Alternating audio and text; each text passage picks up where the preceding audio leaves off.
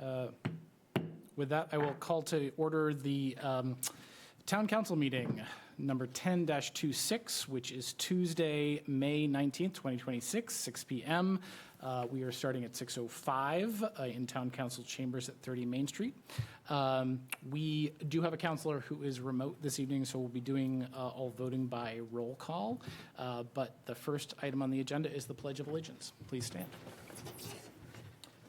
I pledge allegiance to the flag of the United States of America and to the republic for which it stands, one nation, under God, indivisible, with liberty and justice for all.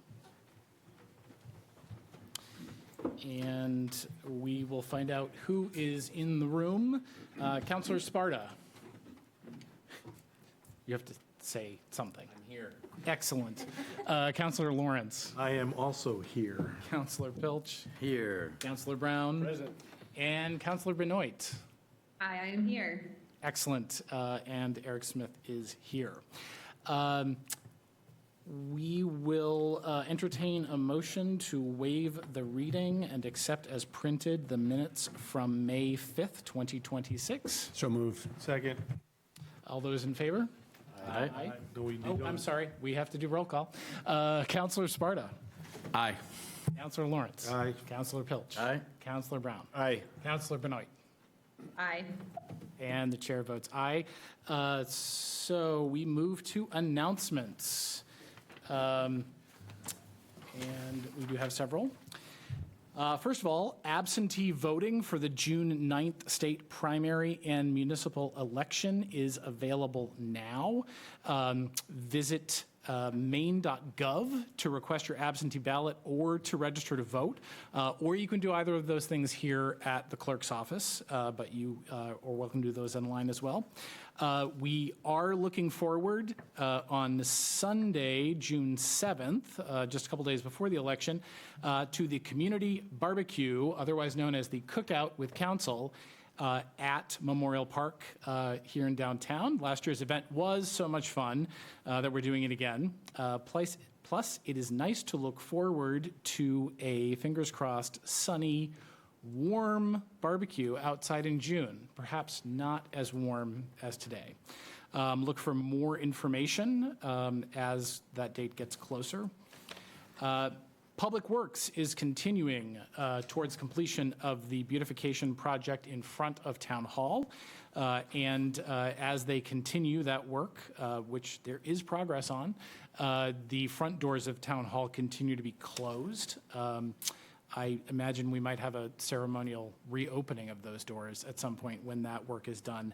But in the meantime, business continues at Town Hall, but you will have to use the side entrance coming across from the parking lot. We will be accepting applications for the 2026 to 2027 commercial shellfish lottery from Monday, June 1st to Monday, June 15th.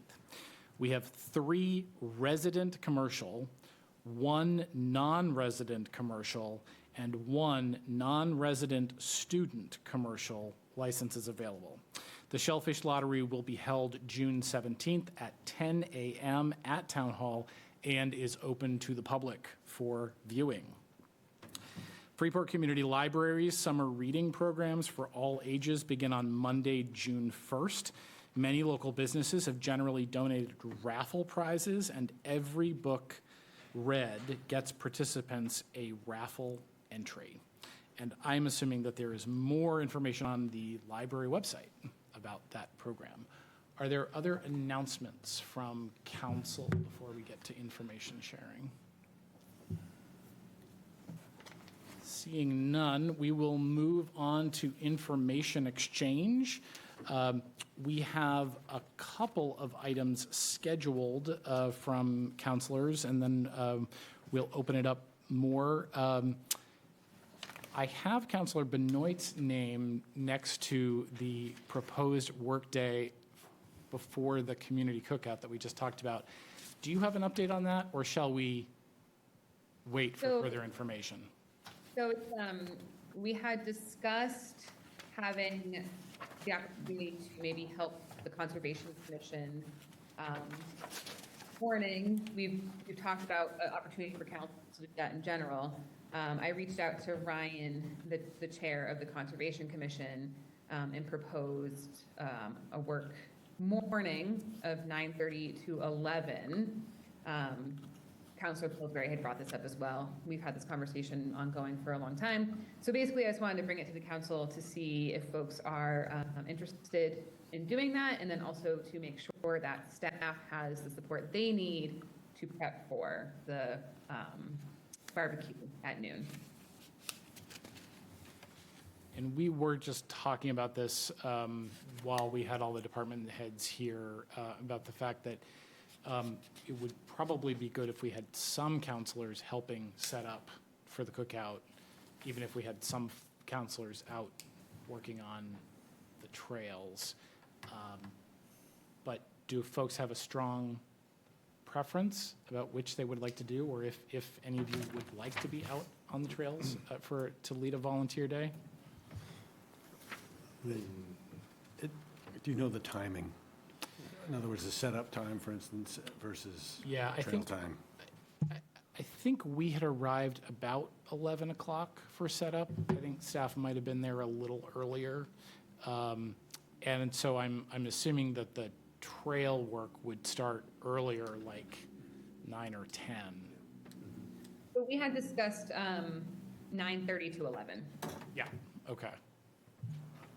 I'd sign up for the trail, for the setup.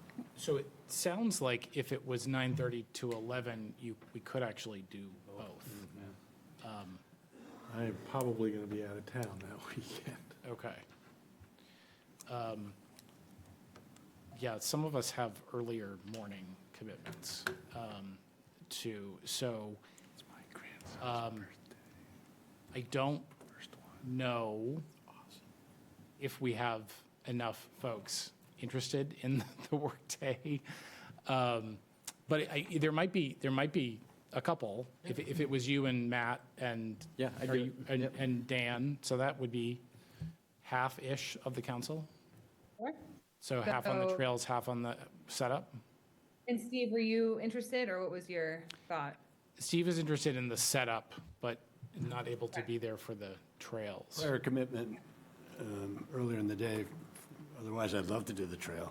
It'd be great, Okay. but So can't do it. there's two things. We can either, it can be, the three of us, which is great. I think that's a great showing. But also, we've talked about, having counselors show up to support the Conservation Commission several times in the past. It doesn't have to be before the barbecue. It was just an idea that I think Counselor Pillsbury and myself had thought worth to explore. So it can be another time as well. Yeah, I wonder if a different day that was maybe a Saturday instead of a Sunday could help us show up for that. Yep, that sounds good. So I'm happy. I'll get in touch with Ryan, and maybe we can find a couple of dates to propose at a future council meeting. Great. Thank you. I'm going to insert municipal facilities just ahead of the Finance Committee, and if Councilor Pillsbury arrives before I'm done, he can do that. Otherwise, it might be one of the other members of the Finance Committee who could do that update. Municipal Facilities Committee met this morning, and the primary agenda item was to review the draft report of the consultants that we hired to do the facilities study at the Public Safety Building. So that is primarily through Sebago Technics, but then also subcontracted to bring in an engineer architect to really think about how is the current facility working? What are the current needs of the two departments that are headquartered in public safety? And what are the long-term needs over the next 10 and 20 years? And how might we best meet those needs at that building or somewhere else? And we had lively conversation, I would say, about that. There is an initial suggestion, but when that report is finalized, that'll come back to council, and we'll have another conversation about it. I would say that a couple of the highlights of that report are the fact that we have all known, and we've been discussing the fact that the police department is really, they have already maximized their space, and that they have really outgrown that space. Based on the engineer and architectural study, they're at about 25% of the space that they require for current operations, which, as they actually said it was 400% under-resourced. And while they're used to seeing 200%, rarely see 400%. So I think that is both testament to how nimble and frugal the police department has been for the last many years trying to make that space work, but also really emphasizes what we're up against in terms of trying to right-size that building. We did also discuss the fact that while we were open to the possibility of moving the police department to another site, that the most cost-effective way is to remain on that site, so you're not preparing a whole new site for a building like that. But we will hear more about that as we're coming back. There are some other sort of general code issues and best practices issues around separating guest and staff parking, or visitor and staff parking, about having secured parking for police apparatus, things like that. But they have done a really good job trying to fit the space that's needed in terms of building. But again, it's just a preliminary report. Councilor Benoit has her hand up. Oh, yes. I'm not sure how to make sure I, get theme over here. But I just wanted to confirm that that was recorded this morning for folks who want to see it. Yes, it was recorded via Zoom, I believe. Great. Or Teams. Via Teams. So that's available to any counselor who wants to watch that presentation. And how will we find it? I'm going to send out a link. I just haven't had a chance. Okay, to do it. Sophie will send out a link. The other piece that will be available is simply the deck of that presentation, which really has the sort of existing site plan, the proposed reconfiguration, which I think we've already given a lot of feedback, so I think that may shift. Councilor Lawrence. The other surprise, maybe not so surprising, but what was good that came out of that was that the building was in fairly good shape, which another reason to stay where we are. If it was falling down, it'd be like, well, we've got to rebuild anyway. One of the other areas of concern was about how operations continue while work on the building is happening, and I think that sequencing will continue to be part of the proposal in terms of whether operations can continue there on the police side while that work is happening, or if they would need to be temporarily relocated, because that's certainly a cost concern as well in that time. Did you guys talk about other departments beyond police and assess needs for any additional space? We did not, although I know the manager had continuing conversations after our meeting with those folks. Yes, Okay, we're just taking it a little bit more piecemeal at this point. okay. My follow-on from that is, and this might be a little bit further down the road, but we had talked around the idea of, I'll say, campus planning. Is there a vision for what we should be doing in this end of town with this building, that building, the other building? So as we focus on the police building, I don't want to lose sight that that's a discussion we should have. Yeah, yes. Okay, good enough. Thank you. I will also say that it is clear from the conversations that the manager has been holding the line on keeping this project to how are we the most efficient financially to be able to get a safe and effective workplace for our police department and our fire department without building something that is anything beyond what we need to build. And we heard that several times from the consultants, that when asked, the answer was, we have no money. So,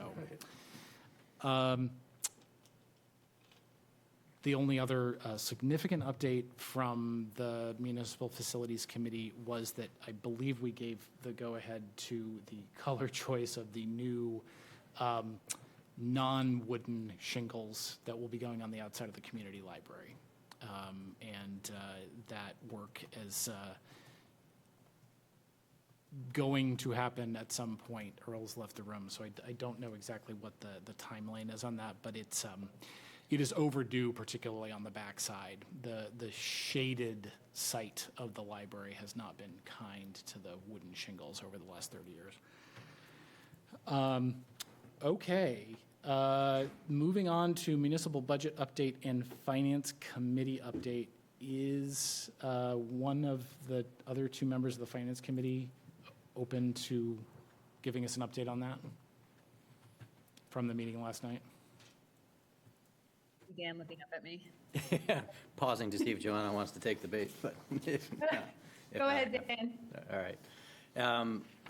I'd say there were kind of two main topics of discussion. One was current year budget and format, like how do we move forward from here for our next couple of meetings and workshops. I think when we get to it later tonight, we'll see some outcomes of that, but handful of things that we've been discussing about what changes we can make at this point to the budget.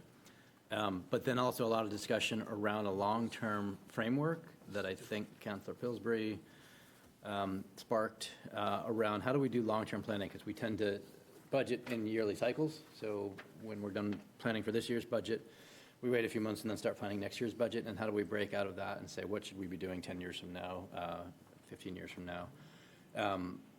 The manager has a proposal for how to start that process over the next several months. I think the consensus was that there may be a more slimmed down version of that process that would take less staff time in particular.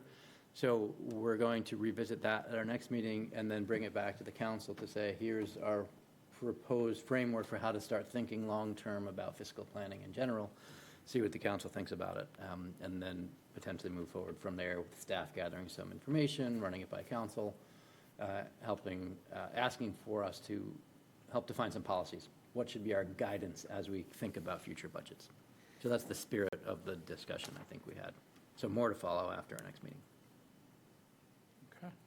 Did I Thank cover you. everything? I think so. Okay. Other information sharing from counselors. I have a couple more updates. One, I've received several inquiries about the construction work on Flying Point Road. This is the planned reconstruction of essentially the hill at the beginning of Flying Point Road, starting at Upper Mass Landing and going over the hill to the intersection with Pleasant Hill Road. That is the sort of preliminary work has already been laid out in terms of people are noticing that there is construction activity happening. Earl had met with residents last summer in advance of this, but those were folks that were directly abutting. One of the primary purposes of this reconstruction is to improve the drainage on that hill, because as with all of our roads, we're experiencing more moisture and rainfall that we need to channel, and we also have to be careful about how that goes into particularly tidal waters. So one of the residents there is increasingly concerned about how that is going to affect her property, and we are working to mitigate that. It has also raised some questions from some folks about, are we adding bike and pedestrian infrastructure there, which we are not. And that has come up. It came up in the conversation last year with Earl. We're particularly limited on that site by the width of the right-of-way, also by the increased ditching that's required, and the ledge, which that whole hill is made out of, in terms of how wide we can make that road. But the plan is to narrow the driving lane slightly as a traffic calming measure, which will buy us a little bit more shoulder, which we do hope will help pedestrian and bike safety on that hill. But the sight lines are also something we can't do much about. So that is ongoing. The other thing I wanted to mention is that Councilor Brown and I both attended the RSU 5 annual meeting last Wednesday, and all 29 articles of that budget were passed, so that now goes to referendum in June. And I mention that for two reasons. One, to remind everyone that the RSU 5 annual meeting and that referendum are the way that Freeport voters have direct oversight over that budget item, that school budget that is 71% of the tax bill, and that the town council and the budget that we are working on right now is entirely independent of that. But given the difficulties that we are having as we move through this budget, I also just want to express appreciation for our residents who have gone through that process on the school board of directors, and they've had a particularly difficult season as well. So I am glad to see that so many folks turned out for the annual meeting, and I hope even more folks turn out for the referendum, because that's the way that our voters can have their voice heard on that. Do you know how many were there? I bet Chris does. 89 And that, from Freeport. from Freeport. From Freeport specific, because it was for all three towns. Yep. Okay, moving on to the town manager's report. That report, as we know, is now a written report. It is available here. It's available on the website. We all got it by email. Is there anything, Sophie, that you want to highlight there, or anything that has updated since that came out 48 hours ago? No, I think we're busy, but Yes. but I think that is pretty complete. Okay. Any questions from the council? I will just highlight again, as I have been every meeting, that the town hall hours will be changing. Effective July 6th, town hall will be open Monday, Wednesdays, and Thursdays from 7:30 to 5 p.m. and Tuesdays from 7:30 to 6. That will be an adjustment for some folks, particularly on days like yesterday, which was the tax deadline. So we'll want to remind folks when we get to November that 5 o'clock is that deadline. Anything else? Okay. I was encouraged to see the note about the railroad bridge, that there is still a possibility that there could still be some negotiation with CSX on that. So I'm sure we'll keep hearing about that for a long, long time. The next item on the agenda is public comment period for folks who are in the room. And if any of you would like to make a public comment on things that are not on the agenda, you're welcome to go to the podium, introduce yourself, and address the council for approximately 3 minutes. Not seeing anyone moving to the podium, we will move on to new business. And our first item is the consent agenda, item 64-26. I have already had a request to move that first item off of consent, and so with your consent, I will remove it, and we will vote on that separately, which is the Close to the Coast race. Is there anything else anybody would like to pull off of the consent agenda? Seeing none, would, Counselor Brown, would you read the be it ordered and just add the word amended consent agenda?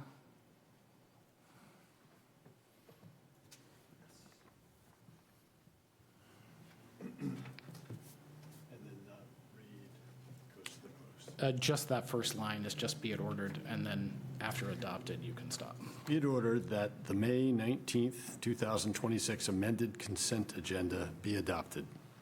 Second, as amended. All those in favor? I'm sorry, we have to do roll call. Sorry. Counselor Benoit. Yes. Counselor Sparta. Aye. Counselor Lawrence. Yes. Counselor Pilch. Yes. Counselor Brown. Yes. Counselor Smith votes yes. And that brings us to item 64-26A, which is approving a use of town property for the Close to the Coast race. And the reason we pulled that off is that Matt Cartmell is here and would like to give us some information about that. I don't know first if staff has anything to say about that. We have that application in the packet, so that is in front of you. Matt, do you want to go up? Sure, thank you. Matt Cartmell. I'm a member, have been with Freeport Rotary for 17 years. Our Close to the Coast race, actually, this is would be our 28th race. We lost 2 years to the pandemic, would have been the 30th. So I have had great conversations with Sophie and Carolyn. We had been operating with consent and kind of a symbiotic relationship with the town or the park manager over the years, and didn't realize we might have been in violation with our location of our beer tent. So we've been looking at the pavilion, which is where we're supposed to be, and I think we'll be in perfectly good shape if we move down to the pavilion where we do our registration in the morning, as long as we can keep where we had diagrammed on the map the race ending and get some air conditioner noise. Yep. And then doing our end of the race where we recognize all the winners in the various race brackets and give out the pies for things like that. That we would like to do up in the field. And I think we probably would move the tent for cooking. And many people don't know, we, going way back, as I say, 28 years when this first started, it was a great fundraiser for Freeport Rotary. When our last park manager saw for the first year that he was there what we were doing, that's when he really asked to join with us. We used to just cook and provide food for our racers and their families. I'm going to say somewhere in 2015, 16, it seemed like everybody and their brother across the state said races are a great way to fundraise. So our numbers began to go down a bit. One of our members had the great idea to work with our local breweries, and that's where the beer tent came along. And pretty much every year we went up by 50, 60 runners. We got up to about 400, maybe even 450 runners at our best count, and then COVID hit. So it was a pretty busy day because we not only cooked for our runners, their families, but the manager asked to come and partner with us, and we would cook for all the campers. And that really helped fill up the park year after year. And I can't give you a specific head count, but as we would do registration Saturday morning, as people came over to get their bibs or to register right for the race and get their bibs as a new runner, dozens and dozens of people would tell us that, hey, they came up Friday night, we spent the night, we're going to be here for the weekend, this is just an awesome race. We would have people from Portland and really all over. Brunswick who'd be staying in hotels, bed and breakfast, Airbnbs, and say, you know, I just noticed online you guys had a race, we hopped in the car, came over early. So it's a really important fundraiser for us. These funds primarily go to our scholarships. We'll actually be up at the high school in a couple of weeks. We'll be giving out 4 $2,000 scholarships. Over the 43 years, I believe Rotary started in 1983. We've given out about $300,000 in scholarships to various RSU students. So this fundraiser is really important because it is how we collect money from in-state, local businesses and out of state, and then turn around and give it back to our students. Sophie, anything else you might need? No, I think we have been a little bit creative with the use of space here, but I think it will work. I think we're meeting all of the general guidelines, and I just wanted to make sure Matt had an opportunity to kind of come tell you, just because he has been incredibly gracious and kind as we've tried to work through change to try to make it fit this year. What were the issues in the previous years with locations? Beer tents where they shouldn't be, in general, kind of renting or taking spaces that are not rented spaces, they're public spaces, trying to kind of move people into an area that we can kind of segregate the runners just a little bit so that other people can enjoy. I think that it seems like a wonderful event, and so I think what we're trying to do right now is make it so it will work well for everybody. But when you look at the letter of the ordinance, and we talked about this when we were at ordinance committee, at workshop, and with Winslow Park Commission, over time we've kind of strayed from the ordinances and the rules. So what we're trying to do is not just flip a switch, but kind of bring people into some compliance with the liquor rules and that kind of piece. And also, we felt like it was really important when we think about leasing space at Winslow Park, council has kind of defined, you can rent tents for X, campsites for X amount or Y amount, and here is where different areas are going to be. So we really felt like it was important for you to understand and have a say in a more public use of the park that's taking over a piece of it. But again, Matt, as always, has just been really great to work with. And Steve. Any other questions from councilors? Thank you, Matt. Councilor Pilch, would you be willing to improvise a be it ordered for that the use of town property be approved? Do that. And just a note that Councilor Pillsbury has joined us on the dais. Be it ordered that the use of town property for the Close to the Coast race as submitted with tonight's agenda be approved. Second.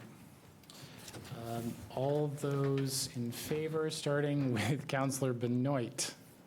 Aye. Councilor Pillsbury. Aye. Councilor Sparta.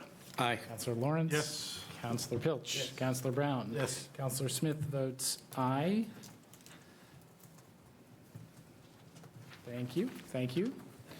Thank you, Matt. Thanks, Matt. I hope the weather cooperates as well. Item 65-26 is to consider action relative to a renewal of a cannabis establishment license for Hazy Hill Farms LLC. This is a public hearing, but before we open the public hearing, Chris, do you have anything you'd like to share? I know we I do. covered this. I just would like to share that the establishment has passed all 3 inspections. The only thing left to do is pay the annual fee, and he's going to do that in the morning when he picks up his license, if he gets the nod of approval tonight. Okay. I will open the public hearing. For the public hearing? Seeing no one to speak at the public hearing, I will close the public hearing. And Councilor Lawrence, would you read the be it ordered, please? Yes, be it ordered that the cannabis establishment license renewal for Hazy Hill Farms LLC, located at 24 Noble Drive, be approved. Second. Okay. Councilor Benoit. Aye. Councilor Pillsbury. Aye. Councilor Sparta. Aye. Councilor Lawrence. Councilor Pilch. Aye. Councilor Brown. Aye. Councilor Smith votes yes. And That brings us to item 66-26, to consider a change in the retirement plan for eligible firefighters pursuant to the collective bargaining agreements with Teamsters Local 340 for firefighters and fire captains. Sophie, do you have anything to share with us on this? I would just frame it that when you entered into your initial collective bargaining agreement with Teamsters Local 340 back in 2024, you agreed that starting July 1 of 2026, you were going to move to the special retirement plan, 2/3 benefit, no age, which is the common one for public safety to have. So you already agreed to it, and we needed to work with Maine Municipal Association to get a resolution so that we can get paperwork passed, and on July 1st, they can begin to pay more for their retirement and, well, not pay more, but contribute to this new retirement. It's only forward-looking. That did come up as a question when we were talking about their agreement, so it's only for service after July 1st. Any questions?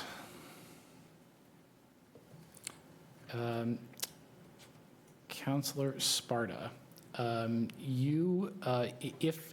is the will of the council, we can waive the reading of the full order, unless you would really like to read it. If you could read the first sentence ending with the number 802 and then just add as specified in the agenda. Be it ordered that the town council authorizes the town manager to sign an amended agreement between the town of Freeport and the Maine Public Employees Retirement System that amend its eligibility guidelines for the membership of employees in the town's participating local district plan, PLD plan, to comply with the Maine Public Employees Retirement System, Maine PERS Rule Chapter 802, and the rest of the stuff that's in the agenda. As specified, yes. As specified. Second. Thank you. Ready to vote, Counselor Benoit. Aye. Counselor Pillsbury. Aye. Counselor Sparta. Aye. Counselor Lawrence. Yes. Counselor Pilch. Aye. Counselor Brown. Aye. Counselor Smith votes aye. And the order passes. Moving on to item 67-26, to consider action relative to a stormwater drainage easement agreement for 0 and 45 Depot Street. Sophie. So this is a follow-up on an agreement that you agreed to last year with Domus LLC, who is developing Depot Village. As part of that agreement, we do have a failed storm sewer line that goes right through the middle of 45, which we estimated was going to cost about $100,000 to fix. The agreement that you reached as part of a public-private partnership was to move the storm sewer line to allow the project to happen at the density that you were looking for. So it was kind of, they came in with a higher density so that, and you moved to accommodate that. So the total that you agreed to pay is about $400,000. You have reserve funds set aside for that. And this is them granting the easement, so they will construct it, the line. We will then have the easement so that we can go in and repair it if necessary. This has been vetted by the town attorney and signed off on as presented here by Domus as well. It's Domus and Freeport Lot LLC. Any questions on this item? I know we have discussed this in the past, and this is really just the final action. to help get that done. Councilor Pillsbury, would you read the be it ordered? Be it ordered that the town manager be authorized to execute a stormwater drainage easement agreement with Depot Village LLC and Freeport Lot LLC for public storm sewer infrastructure to be located on the Depot Village property, portion of the Freeport Lot property. Second. And roll call vote. Councilor Benoit. Aye. Councilor Pillsbury. Aye. Councilor Sparta. Aye. Councilor Lawrence. Councilor Pilch. Aye. Councilor Brown. Yes. Councilor Smith votes aye. And the order passes. The next item, 68-26, is to consider action relative to a new liquor license. And we'll hear that application detail from our town clerk. And from Catherine Schwenk, I wanted to introduce her. She's the owner of Zephyr and is applying for her first liquor license. She very easily maneuvered this liquor license process in a short amount of time, passed all of her inspections, submitted her application and her fee, and is here to take any questions from the council. Welcome. Would you like to tell us just for a moment, just tell us about your business? Yeah, we're located on Pleasant Hill Road. We also reside on the property. It's a new timber frame event space that we've worked very hard to bring into existence. All the timbers are from the property. And the focus is on bringing people together around art and food. And food has become a huge component that I didn't necessarily set out with that in mind, but we are serving a lot of local ingredients. We make pizza with Maine grains.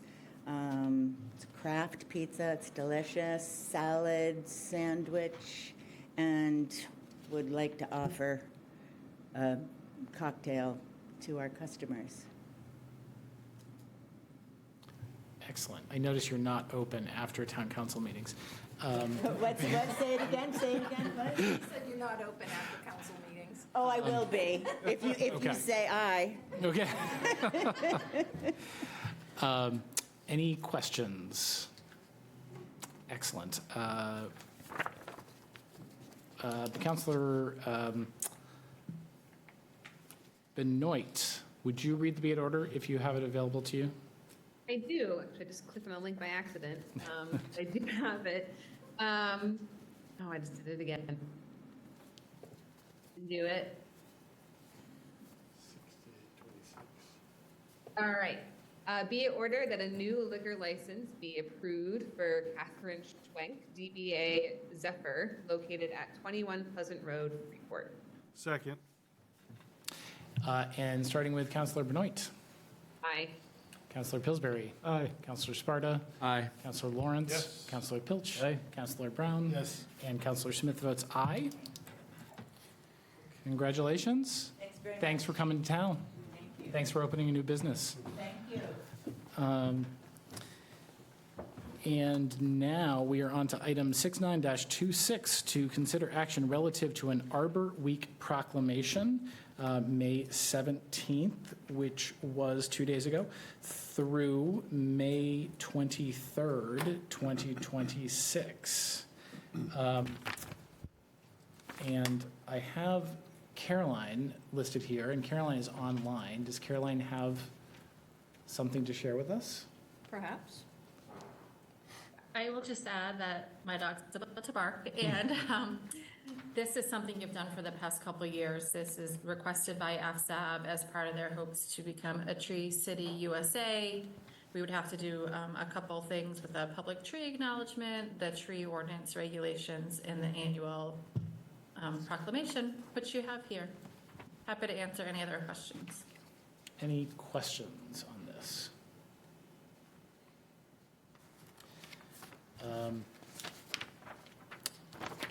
Councilor Brown, would you like to read the proclamation as our FSAB liaison, or would you like me to do that?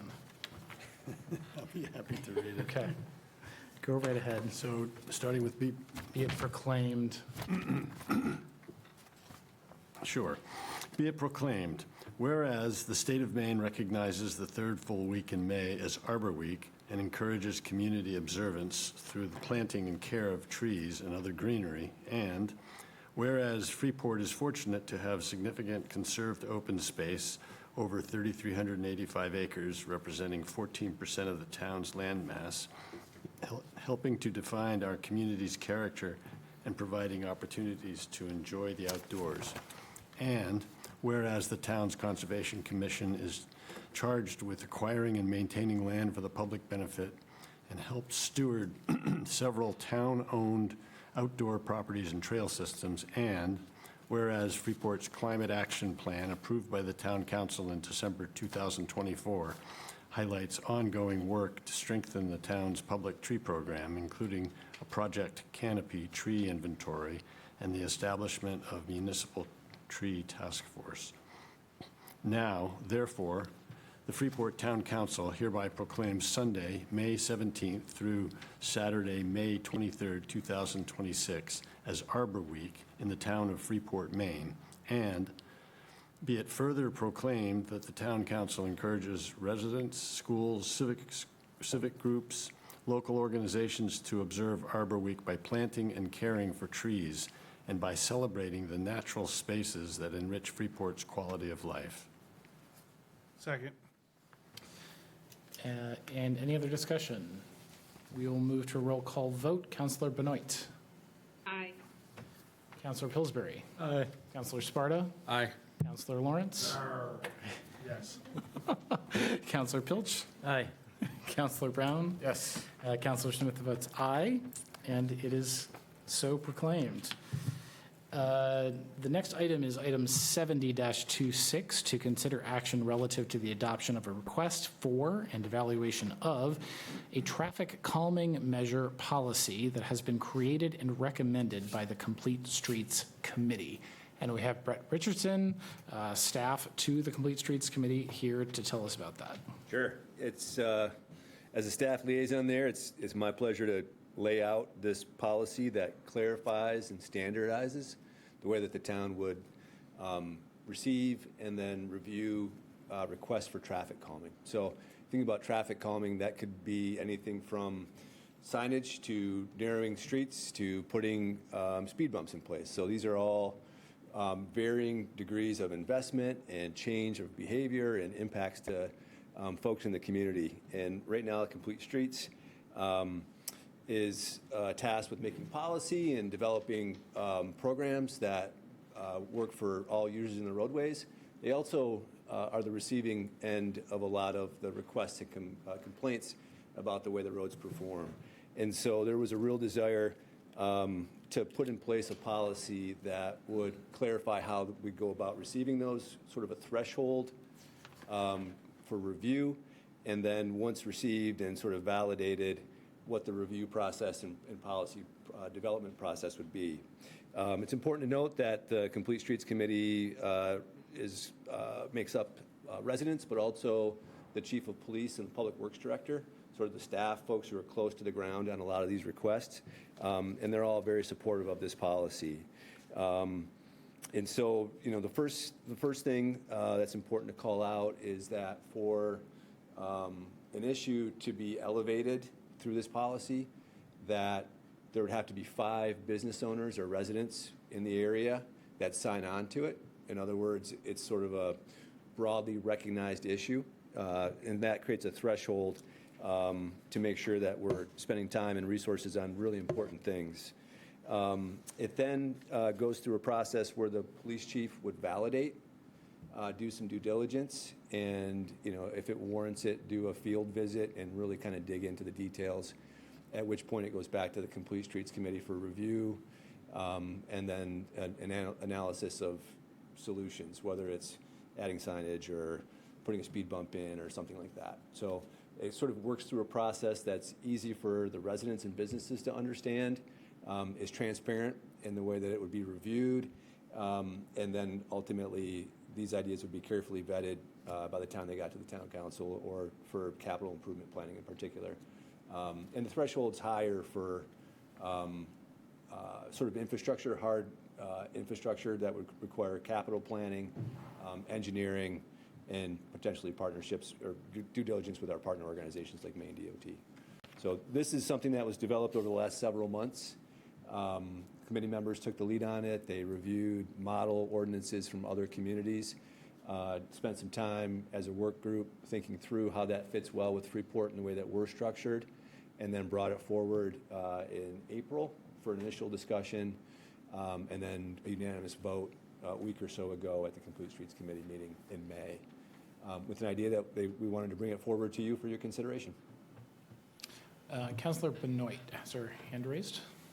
Yeah, I just want to recognize that, speeding is consistently brought up as one of the most common concerns of the community.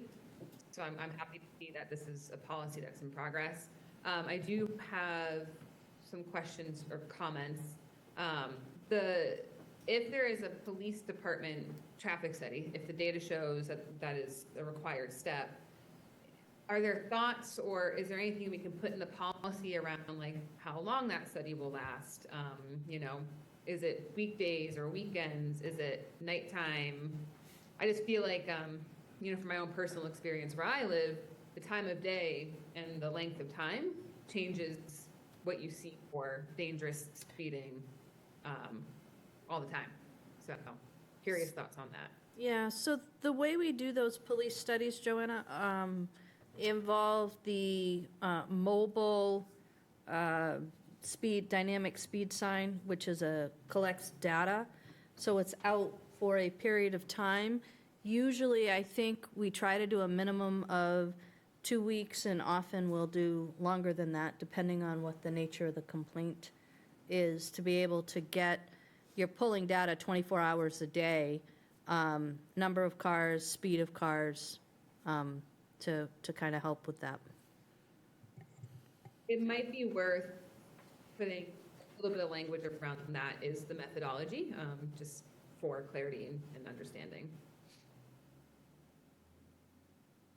Is that written anywhere in police policy? I don't think so. Okay. Other questions?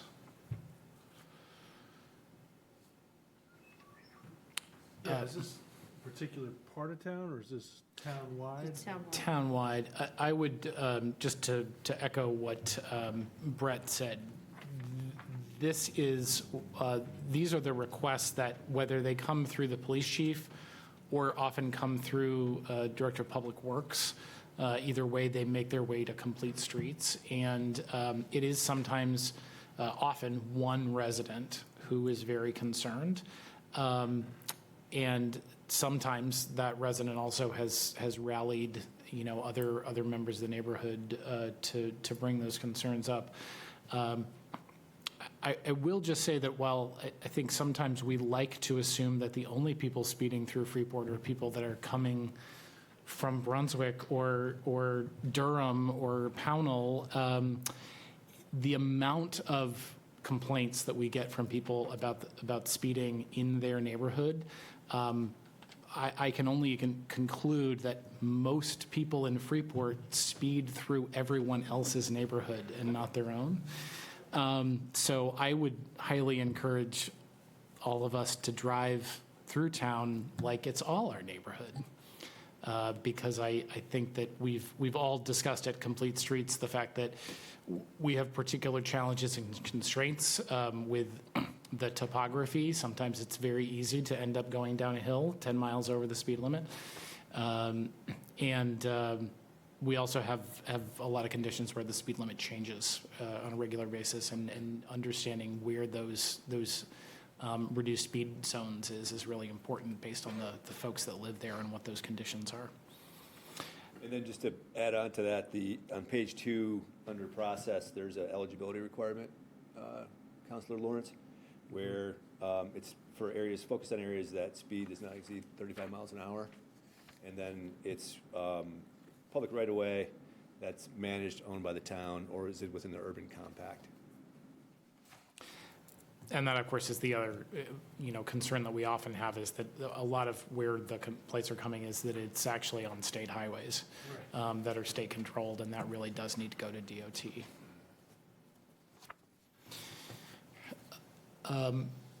Counselor Benoit, did you want to make an amendment to the policy?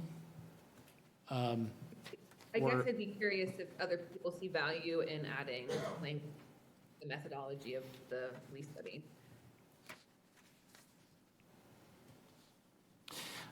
I guess my thoughts on that are that the methodology may change depending on the particular situation of that. I think it should be relatively standardized, but I, in a lot of ways, wouldn't want to hold the police department accountable for what the town council thinks is the best way Yeah, to do I that. think, if I'm someone who submits a request, and then there's a study done, and I'm told the data doesn't support traffic calming measures, I can imagine residents might not like that answer, and therefore would want to understand the methodology and, understand that it's consistent, and capturing things like different times of day, and whatnot. But doesn't mean we have to include it in the policy, but that will be certainly a soft spot of implementation. Brett, did you have a? I was just wondering if maybe threading the needle to allow some discretion to the police chief and public works, but also honor the counselor's comment would be some use of the phrase context sensitive, where there's some discretion in the area, but it also would put some onus on staff to be able to defend the methodology, which they would be able to do anyway. I think they're pretty dedicated to good outcomes. So that may be a simple way to address the comment, but also leave some flexibility for staff. So it might not be prescribing what the measurement is, but I think the expectation that we're voicing is that whatever the methodology is, it be part of the report back, that be included. Sure, makes sense, I think. That sounds valuable, I think. Yep. So you would want to give some guidance in your item? Mm-hmm. If you're not going to do it exactly as written? you Is there general consensus that we'd like to move forward with adopting the policy with perhaps an amendment rather than sending this back to Complete Streets? If so, I think we would want to look for where to insert that language. wanna- How about, Section 3? Item 2 under 5, if the subject street, department will conduct a context-sensitive field study.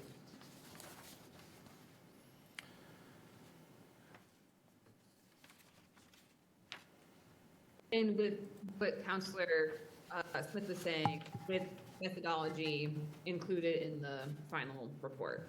Yep. And so, Brett, you're suggesting upon completion of and inserting the language context. Context sensitive. That's a word I've picked up around speed and And then the other piece would be where we're reporting that.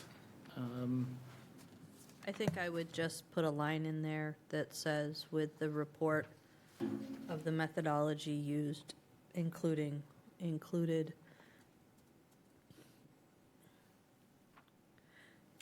So it says, Results and methodology. Could we Yeah. just say results and methodology between results and will? yep.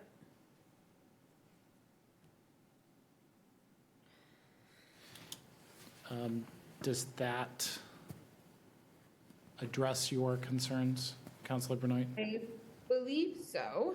I think so. Any other thoughts?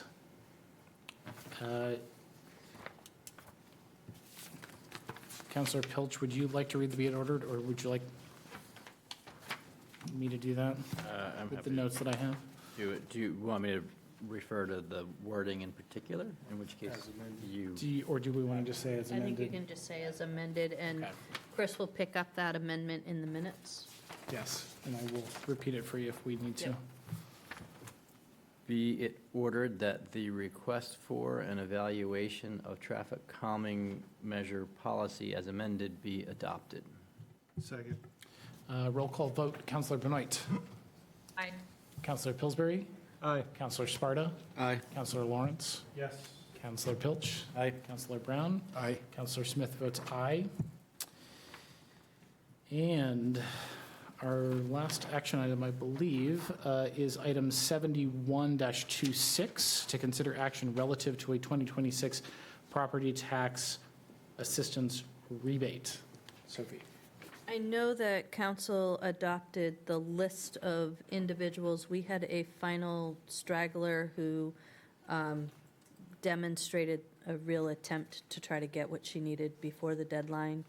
I am coming forward suggesting that we issue the $750 rebate, which is the maximum, and I would say this is definitely somebody who is in need of the rebate. Any questions for the manager about that? Counselor Lawrence, would you read the be it ordered? Sure. Be it ordered that the town manager is hereby authorized to disperse an amount not to exceed $750 for property tax assistance rebate to one qualifying applicant. Second. And just to reiterate what the manager said, this is not the only rebate we've issued. We've already issued the full list, and this is one additional. With that, we'll do a roll call vote. Counselor Benoit. Aye. Counselor Pillsbury. Aye. Counselor Sparta. Aye. Counselor Lawrence. Yes. Counselor Pilch. Aye. Counselor Brown. Yes. Counselor Smith votes aye. And that brings us to the conclusion of the action items and to our public comment period part 2 for folks that are online. Do we have anyone online wishing to speak? I'm not seeing anybody. Okay. Then we will close public comment period number 2 and move on to other business. Our first item of other business is a timeline for applicant-driven land use zoning ordinance amendments. And there is a memo that goes along with this. And Sophie, would you like to say more about this? Not really. Okay. Are there questions related to the memo? So I guess I really have to say something. So this came up as an item that council wanted to dig into a little bit when we were looking at an applicant-driven zoning amendment, and the concern was raised that the timing was off. So I just kind of went through our current process. I tried very hard not to have any opinion, but just give you data and kind of the process laid out.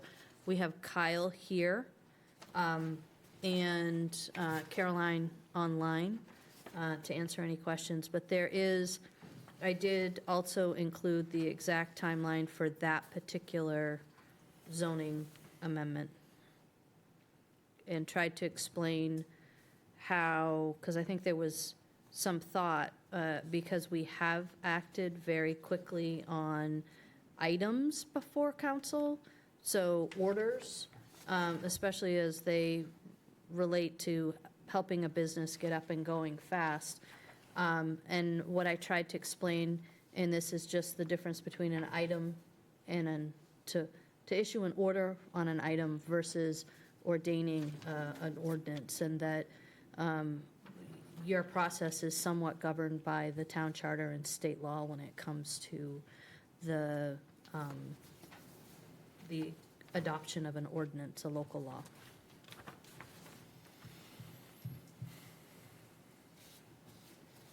Any discussion on that? I will say, it felt important after that instance to just kind of make sure council was on the same page about expectations of timeliness, and balancing timeliness and process with transparency and making sure public has opportunity to learn and engage in a topic. And also another thought too of what had come up during that conversation was leadership developing the agenda with staff, which we do, but, you know, making sure counselors know that if they review the agenda and there's something they want to change or see, they're very empowered to have that conversation. They have equal input on the agenda to have that with leadership or staff as well. Anything else? Okay, thanks for your work on that. Number 2 is staff update on Freeport projects for the 2027 to 2029 Maine DOT work plan and 2027 to 2030 Portland Area Comprehensive Transportation System, PACT's Transportation Investment Program, TIP. And Brett is coming back up for that.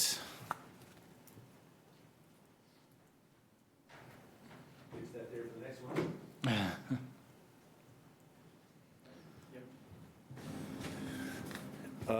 Brett Richardson again, Development Director with the town, and it's my opportunity here to present the transportation project. It's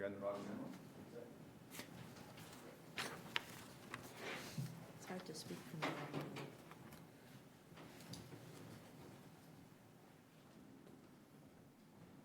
All right. So, as you know, we've been doing a lot of work on transportation in Freeport. We've been building bridges, doing some comprehensive planning through the Village Corridor Initiative with Maine DOT.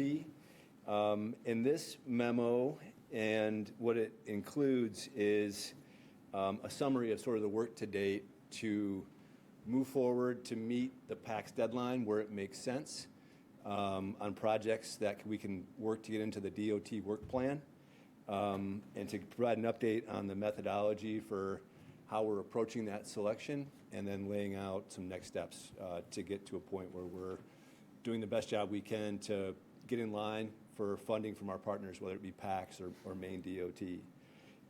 So the Village Corridor, as you know, is a partnership with Maine DOT, which has allowed us to work pretty closely with the planning staff there, and with the goal of really getting aligned with Maine DOT, and for Maine DOT, once our plan is complete, to have help from DOT to go out and raise the money.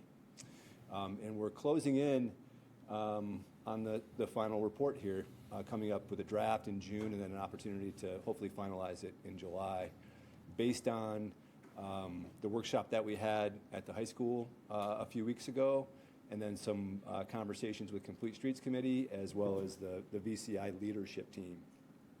And within that, you know, it's an ongoing question from a transportation standpoint, is how do we prioritize this? There's a lot of work to be done in town. What's the best way to go about it with a clear methodology so we can make good decisions together and have the best impact for the most residents?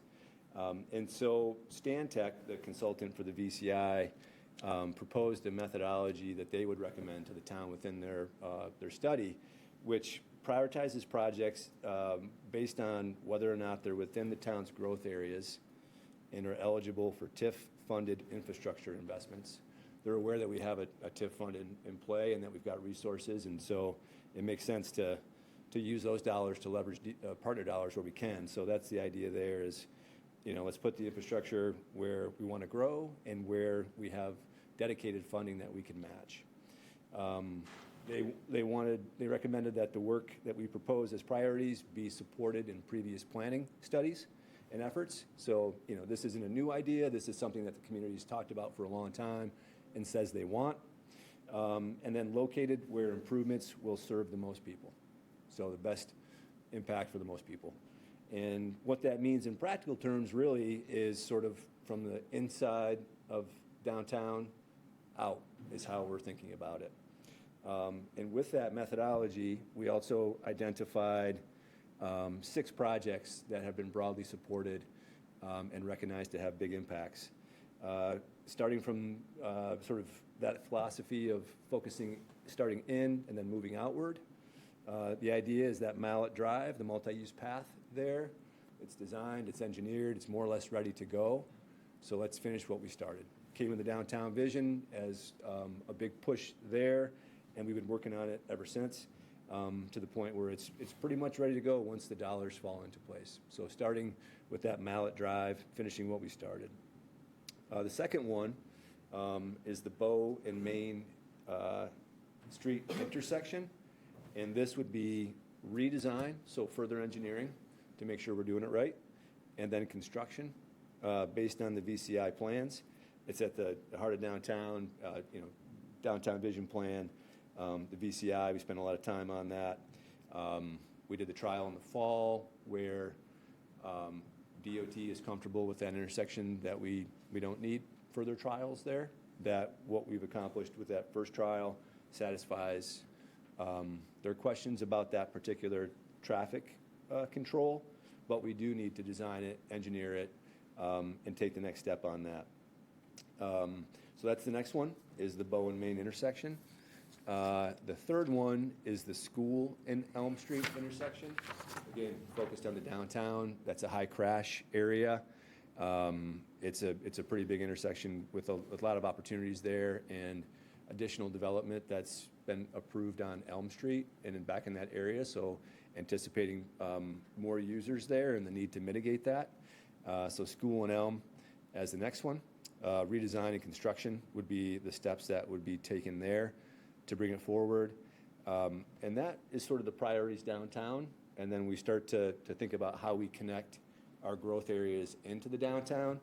And that means looking at the Desert Road and Main Street intersection and really looking at how to knit together that multi-use path that comes across the new bridge, and how to make that swing past Shaw's and get folks comfortably moving in the right direction downtown, as well as the opposite side of the road, and thinking about how there's connectivity there. I think Jeff Speck had a memorable line that I remember from this presentation, where there's a desire line, it's dirt because folks have walked down it and beaten it into a path, and I think he called it a raccoon trail, which for whatever reason stuck in my mind.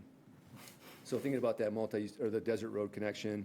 And then the fifth priority would be connecting that area even further south with the multi-use path separated. And at this point, we're not quite as far along, so we're in planning and design.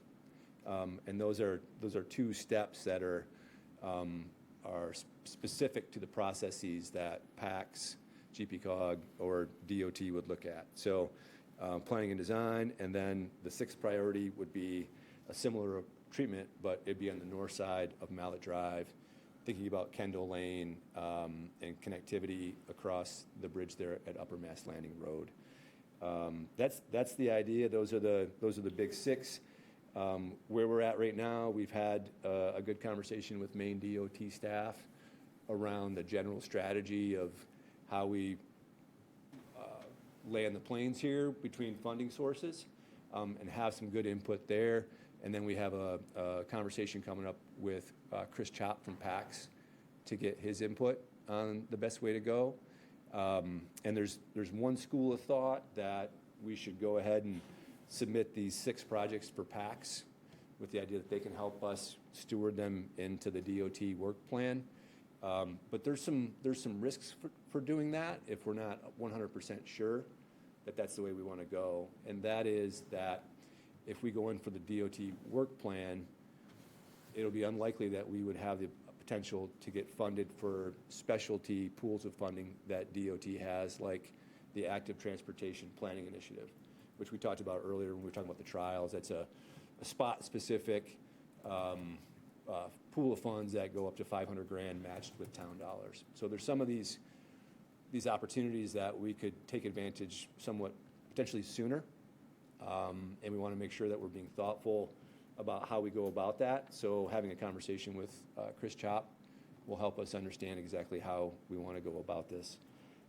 So trying to be as smart as we can about putting ourselves in the best position for the funding based on clear methodology for prioritization, and then starting from sort of the best impact for the most and moving out from there. Those are the big points, I think, where we wanted to get across from a staff.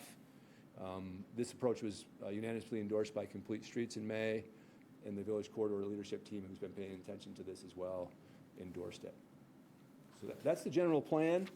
And the good news is that the PACS application that's due on June 1 is quite simple. You know, it's an email with, here's what we're thinking about. And then there's a second step that's required by early August, which would be a full-on formal endorsement by the council for these applications. So what we're trying to do now is move things forward aggressively, but also leaving some flexibility to be positioning ourselves for a lot of pools of funding. And do you need anything more from us today in terms of, or is head nodding good? I think a head nodding is good because you'd actually get another bite at the apple on August 1. And this allows us, you know, we carefully worded this, that we're having these conversations and we're gathering intel. And we probably will gather intel right up until the last couple days before we submit for June 1. So I'm just going to say, although we don't need formal action and head nodding is okay, if there's any shaking, we want to know about that, because if there's a project that you think we should be adding that's not, we're not going to be able to just plop it back in. And if there are concerns about our priority, we would really want to know that now as we're laying out these conversations. And I know Councilor Burnett has her hand up. I just have a quick question, which is, I think we've gone back and forth several times on the Mallet Drive multi-use path on the bridges to Main Street side, as to whether or not that's actually on the DOT work plan for this year. And is it right now, is it my understanding that it's not yet on the work plan because of funding issues? That's my understanding as well. Okay. But this number one project, is that section, the Bridge to Main Street section, or is it the bridge to up Powell Road? Good question. Section? That's important to clarify. This would be the bridge to the Main Street section. Okay, so it is that one that we know is on DOT's radar, but it's sort of right on the margins of whether or not it's on the work plan or not. That's right. Okay, thank you. Councilor Benoit.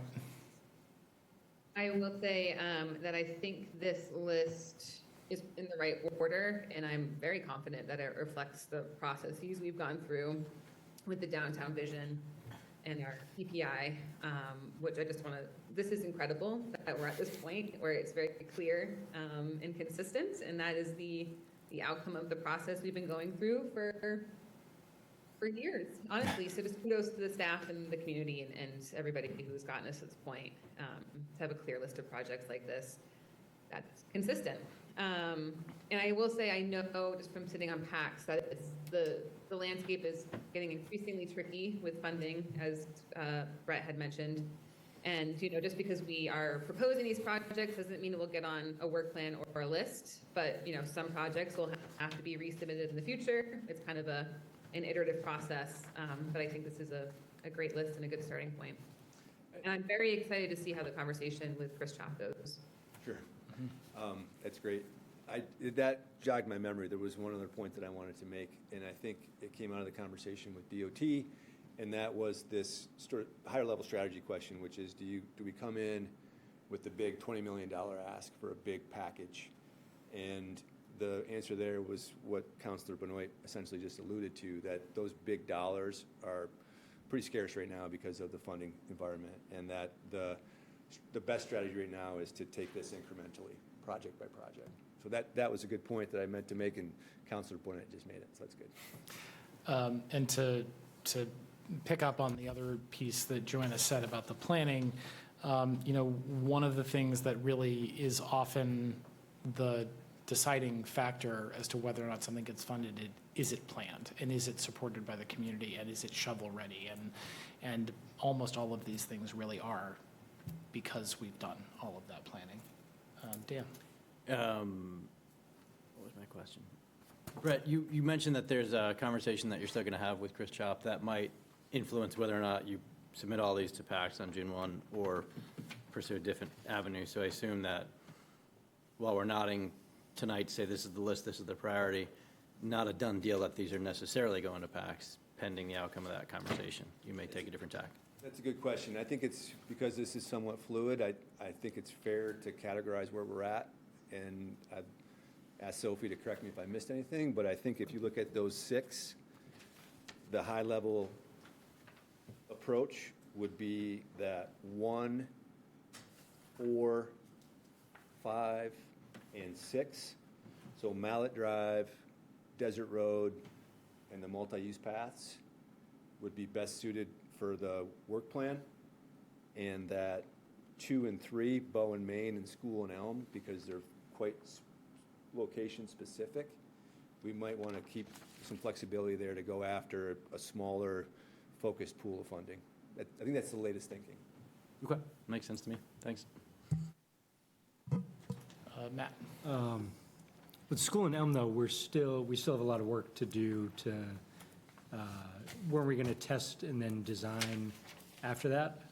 It looks like it's a little bit more formal in the attached documentation. I just wanted to make sure I wasn't missing something. I think that's still a possibility for the council if we want to do that.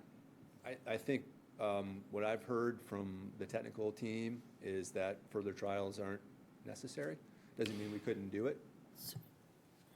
So as I understand it too, Matt, that the way MDOT is looking at this is that we can get 80% of the way to where we want to be without actually putting stop signs in, so it really becomes less of a travel way distinction and more of a reclaiming sidewalk distinction. Yeah, but I remember having a conversation where we were talking about whether or not we should do hard construction and then learn a hard lesson after that, or if there was a way for us to do it in a different order so that we could learn lessons as to how we want to reclaim some of that space or redesign it. 'Cause I'm a little leery after our first few lessons of Bow and Main, and that's a more complex intersection, and I don't want to put money into it that just needs to be sort of ripped out and then redone again. I don't think that this precludes us from being able to trial as we go. I don't know if it will be as lengthy a trial, like a whole season, but I was really feeling like we were getting some resistance from DOT with that, but you can speak to that, Brett, and you don't have to agree with me. Brett, just before you respond to that, I want to mention that this is a piece that will be coming in that final report on the Village Corridor Initiative in terms of what the renderings are for that intersection. One of the things that Complete Streets looked at our last meeting was the results of the information session that was at the high school several weeks ago. And that was one of the very specific questions that was asked of the group that was gathered there in terms of, do you want to see more testing, or do you want us to just build these things as we have the funds and capacity to build them, or some combination of both? And I think there seemed to be a lot of folks leaning toward, we would just like you to build it and stop doing trials. But there were certainly some folks that said they wanted more trials, and some folks that they said, we want a combination. Which combination they want was not stated. So, Brett. I think that's accurate. There were 2 points that I took away from the discussion when we had that about whether or not to do the trial. And one was that we had a survey and an event that was about to shed some insights on where the community's at. And the second one was we had a grant into AARP to have funding to purchase the trial materials. DOT funded the materials previously, and they don't have what we would need to do the next one in stock. So unfortunately, we did not get the grant. And then secondly, I think to Councilor Smith's point, the survey results were pretty solid in terms of where the community's at. And we'll all have a chance to look at this. Complete Streets saw a snapshot. The Village Corridor Leadership Team saw a snapshot. So please, weigh in further if I missed anything. But generally, the open-ended questions, were roughly, I think Bow in Maine was 51% supportive. School in Elm was 55% supportive. There was another category that was sort of mixed, which means I like this generally, but I'd like to see this added or that taken away. And then there was, in that category was about 25%. And then there was another 20% or so that were concerned, that didn't like it. And then 5 to 10% that were unsure. So that's sort of the basis, is that in this type of environment, that's fairly strong from I think where the consulting team is looking at it. How many respondents did we have? 273, I think it was. I mean, we tend to plan a lot of stuff, and I get it. But I also get the fact that we're facing hard decisions with our budget, and I want to be really sure when we spend money on something that is permanent, that we don't have to spend money to fix it or adjust it because we didn't quite get it right.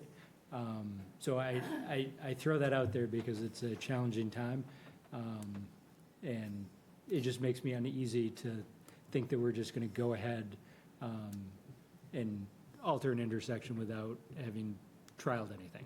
So I don't think it has to be one or the other, Matt. I think that we can redesign it, get what people think it's going to be on paper with some pre-modeling and traffic counts and things like that that will come with a fresh design look. And then you have that document, and I think then we can apply to DOT. And if you guys want to pilot it, you could then do it. We could then lay down the traffic counts that we can get from GPCOG to see how that changes traffic patterns and the things that you have asked for. I don't think it has to be one or the other. I think I would be much more interested in seeing what a different engineering design firm comes up with for a design at that intersection. And I would be really interested in a little bit more hard data, not just on what's happening at that intersection, but what rolls out because we do something at that intersection. So I think redesign comes with, there's been planning. It's like we have an idea. Now's the time where we use somebody to come in and really finalize that idea. Like, we have a problem here. Let's see what does that design look like? Let's plan it. And we can always pilot what we get. Well, we have to apply because it's Route 1, but when you have the design, you can then go pilot it if you want it. I think also in terms of the timing, this is the list of priorities, but it isn't the actual design of any of those things, but it is a plan to work on those intersections in those places. So I think to some extent, even though we might be giving a nod to the priority list, we're still expecting that full report on the VCI back, which we'll be able to give feedback on. That's a good point. The sequence of that would fall before August 1, the firm endorsement of these. So there is some opportunity to absorb that information and adjust, but I think the town manager made a really good point too, and that is Mallet Drive, because it's been designed and vetted, that's an ask for construction funding. With these two intersections, the first step is really that formal redesign, so there would be further work on that. So it sounds like what you are looking for is this level of feedback to make sure that you are going in the right direction. And it sounds to me like there's general agreement, some flag of concern, which we could revisit before August 1st, once we get the VCI report back. That's great. Brett, can you clarify what's due June 1st and what's due August? Just the- Yeah, June 1st, in the email exchange with Chris over the past couple days to set up the meeting, he was on vacation last week. The June 1 is really simple. In fact, I think we could almost copy and paste what we have for these numbered items. And that would be a lot of what we're talking about. Because ultimately, PACS takes all the submissions from their member communities. They are the metropolitan planning organization, so they look at Greater Portland and the transportation system around Greater Portland. And they then factor that, make their own cake out of it with priorities, and then they elevate that to the main DOT work plan. So to be on PAC's work plan or within the recommendation list is a positive, because you have their sort of their endorsement. But I think we also benefit, to your question, from the fact that we all work fairly closely with these folks. They're pretty aware of what we're doing. And so this initial submission for June 1 is pretty simple.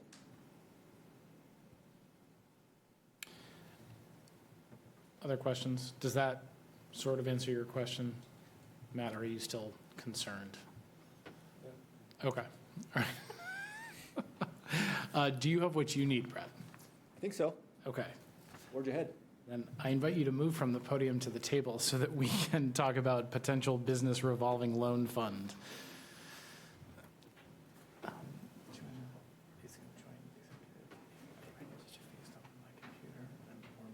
would be awesome. Yep. Do you want me to send you? Oh, you're just gonna paste it.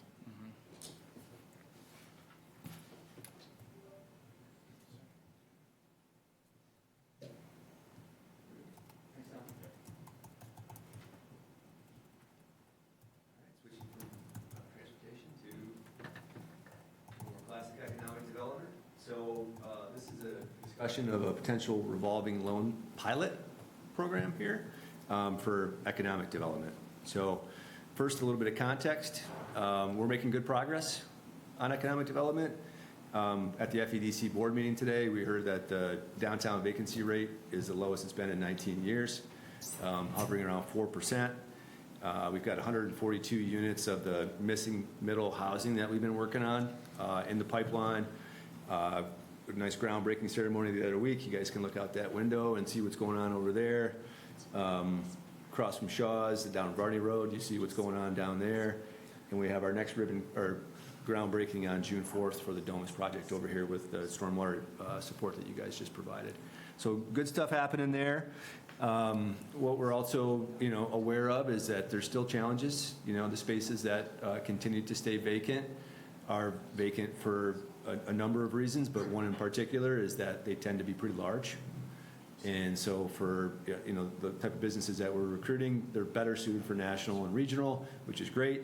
But some of the smaller spaces that downtown that the more local businesses have been filling are lower overhead and easy to deal with. So those bigger spaces continue to be a challenge. We need more housing. And then workforce is still a topic. If you're out talking to folks, workforce still remains a challenge for a lot of folks, and childcare is a huge barrier to that. And that's important for why we're talking about this. So the Fit Up Grant Program, we've talked a little bit about that, but we're basically fully subscribed at this point. We have allocated basically the full gamut of funding, and the good news is that's been matched, roughly $7.68 of private investment for every dollar of Fit Up funding, which is pretty powerful. And a lot of these businesses that you can see have filled some of the vacant spaces that we're talking about. So that's an economic development tool where the town has put some skin in the game, and it's bearing fruit, which is pretty exciting. Talking about housing, the two of the three projects that we just talked about, we are providing TIF support to the Varney Heights project to help them with their financing. And then we also, showed our support with the infrastructure that was just agreed to tonight or formalized tonight. So these are economic development tools and incentives that are bearing fruit here. So that kind of takes us to a new opportunity, which is a revolving loan fund. which is a common tool, which I'll get into in a minute. But, what is it? It's essentially a pool of capital that a government entity will put forth, whether it's federal, regional, or state, local.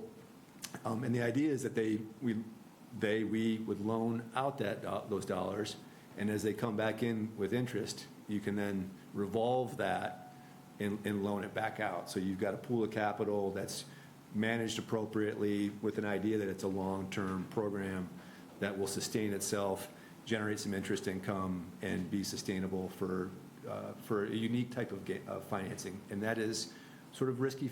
Let's be honest, it's risky, right? These are projects that are impactful, that oftentimes these programs are focused on entrepreneurship. A lot of times they're focused on rural economic development where it's more challenging. And it's really to fill that gap of capital that these projects, frankly, wouldn't be able to get from traditional sources, but they bear high potential for public benefit. And so government entities have sort of absorbed the risk that private investors are unwilling to, because it advances their goals. And so it's another tool that's potentially in our quiver to use. Examples in Maine, I know about this because before I came to Freeport for FEDC, I worked for a couple of years in the town of Lisbon, and they had a revolving loan fund, which was an important tool. I learned a lot from that experience, good and bad, which colors the way I look at this discussion tonight. You got to do it the right way and set the right controls in place with the right partners, or administering it, frankly, can be a challenge for a small community like Freeport, but we'll get to that in a minute.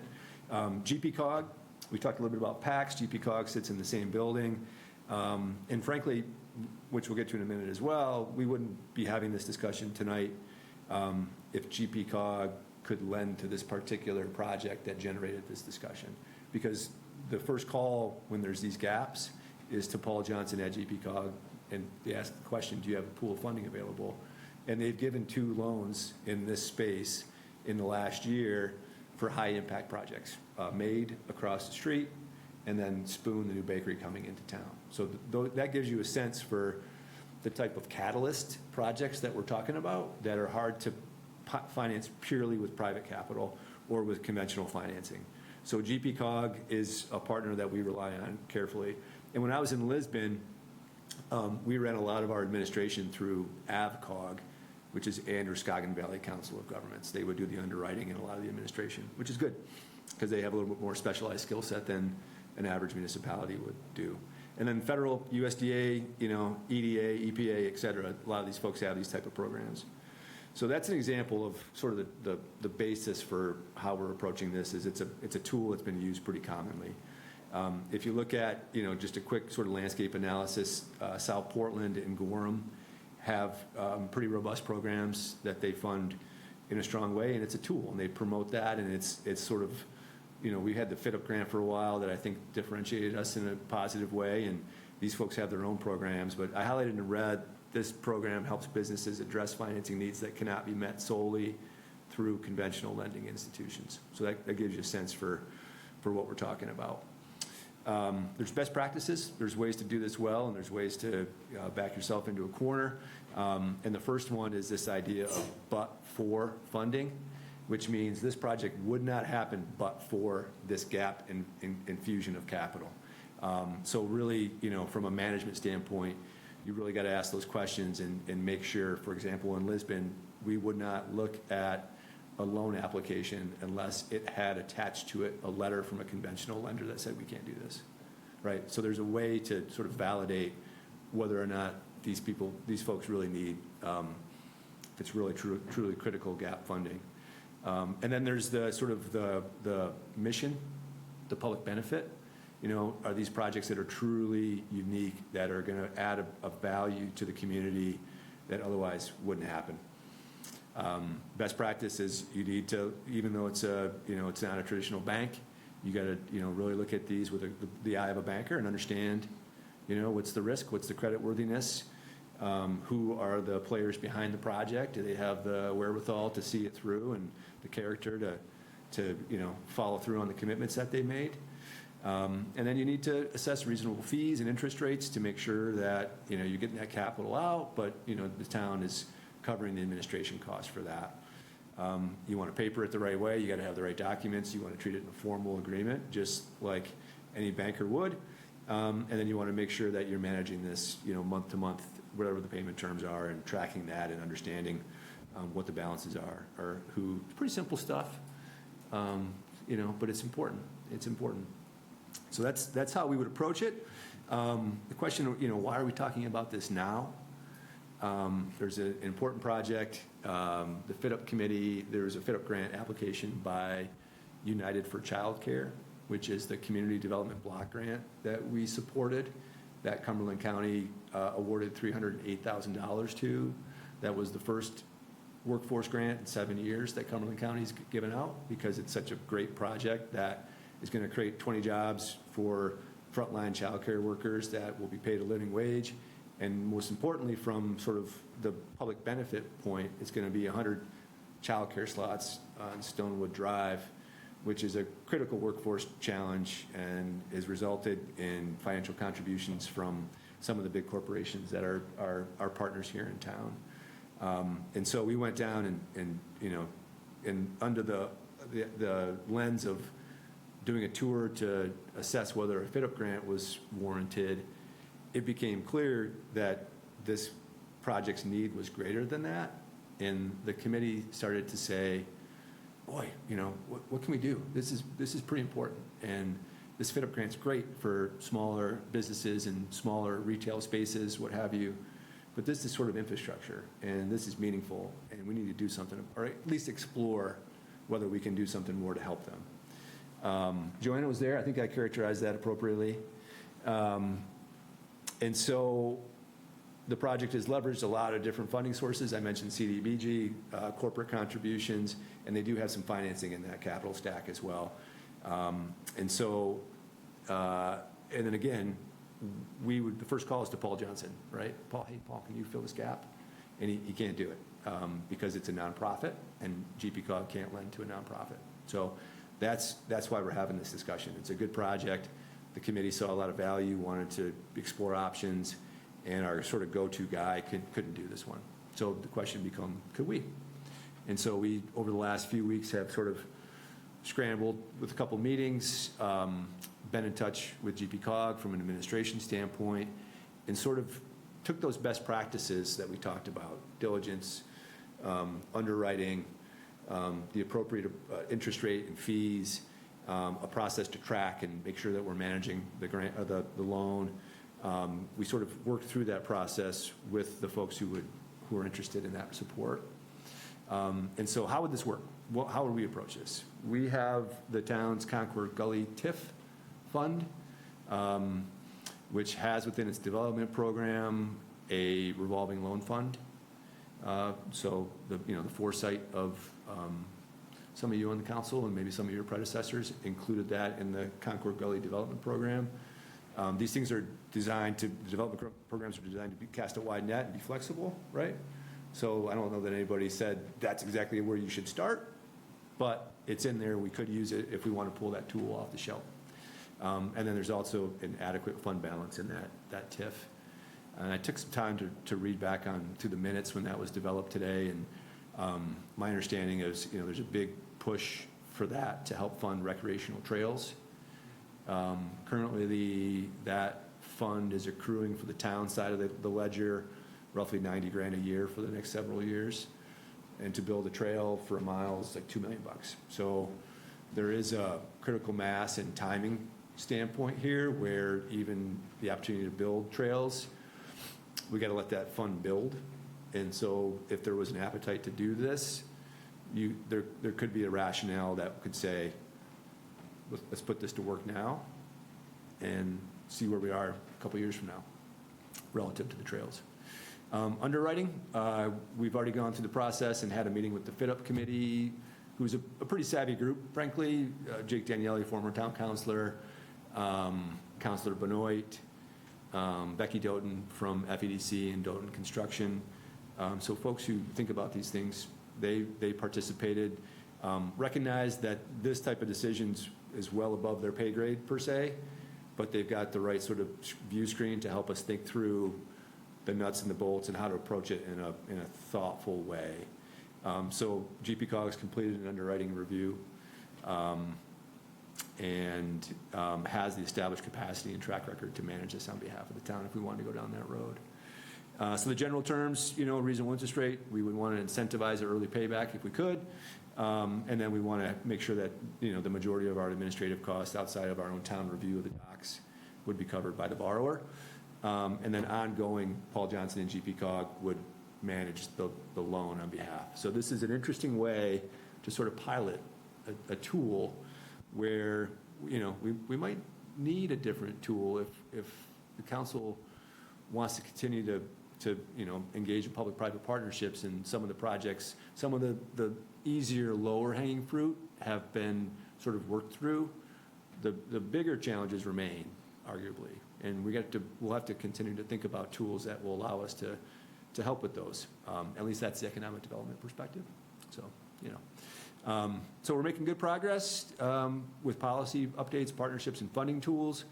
The federal program's been successful, but new incentives may be necessary. The town created the Concord Gully TIF with this type of tool embedded in it, approved by the council, public hearings, approved by the state. In most cases, other partners are better positioned to fill this gap. So if the council wanted to go down this road, it's something that we would exhaust every other opportunity, every other option, every other partner before we brought it to our program, which makes all the sense in the world. There's folks set up to do this.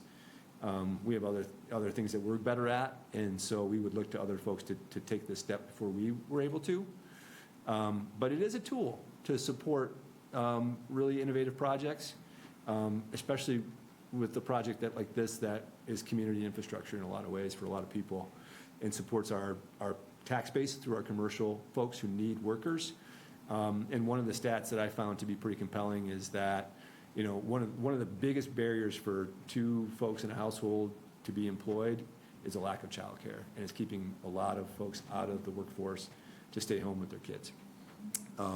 So the town's positioned to follow the revolving loan fund best practices related to due diligence, risk assessment, appropriate terms and interests, and the loan administration. So I think we've put some work into it. We had some experience at how to think about it. We have partners who can do the administration. We have a good project, and so it's an interesting pilot discussion to have. And with that, turn it over to you guys. What would you like to hear from us, Brett, this evening? So I think the idea would be whether there is an appetite to undertake such a program. What I haven't said yet is one of the reasons that we brought this forward is that this service, this childcare provider, is more or less ready to go, except for they need to have an active playground to meet the state requirements to welcome the children in. They've gone through codes, fire marshal, they're ready to go inside for the most part. They have this one loose end that prevents them from opening. They have another one that's opened in South Portland. So really what we're talking about here is velocity. And the sooner they can get out of limbo and get the work done, start signing kids up, then their model kicks in and they can start to generate revenue and become a sustaining operation. It's a tricky model. If it was extremely profitable, the private sector would have figured this out, right? I mean, let's be honest. It's a community benefit. It's thin margins. They have a proven operator lined up, so United Way is not going to operate it. They have a proven track record operator who's going to come in and do that on their behalf. So the question really is there an appetite to undertake this? If there was, then they would be prepared to come back on August or June 2nd, and we could start to talk about terms and how you would want to see that proceed. Were there cost overruns, or did they not pencil the project correctly? Like, why are they left with one specific gap that they can't overcome. It seems like they were successful in getting other sources of funding. Like, why is there this problem at the I think 11th hour? it's a little bit of a miss in terms of the playground requirement for the state requirement, but it's also, they added a bathroom inside as well. That's not cheap, and that helps them position themselves to be a provider, a star provider, I think is what it's called, which if you talk to Tom Gray at the RSU, is a credential that is critical if there ever were to be a public-private partnership and to meet a need with the RSU. So they're, one, it's United Way. This isn't what they do. They stepped in, they have a good board, they've been working on it for a number of years because it's a huge need, and the market's not meeting it. And so, that's not what they do on a day-to-day basis, and so they missed the playground requirement. But they're also, got the bathroom in place that positions themselves to be a good partner going forward. That aside, in concept, I really like this idea. I like the use of TIF funds to help support this and to drive additional revenue generation.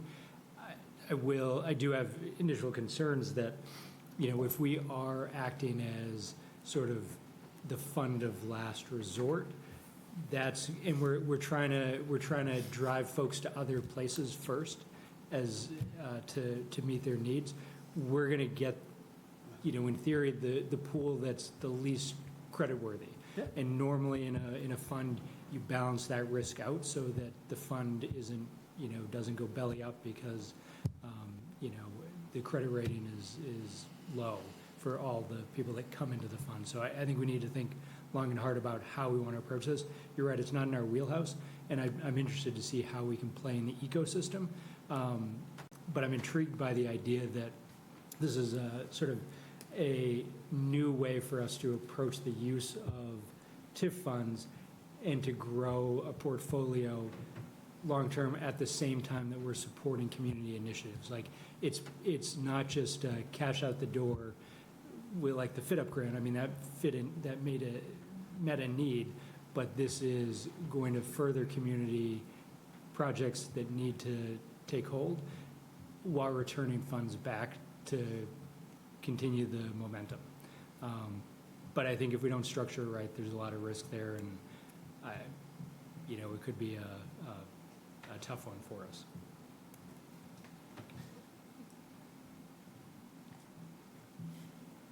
I don't know whether we would be able to roll out not being a fund of last resort. I think we'd have to kind of look at that.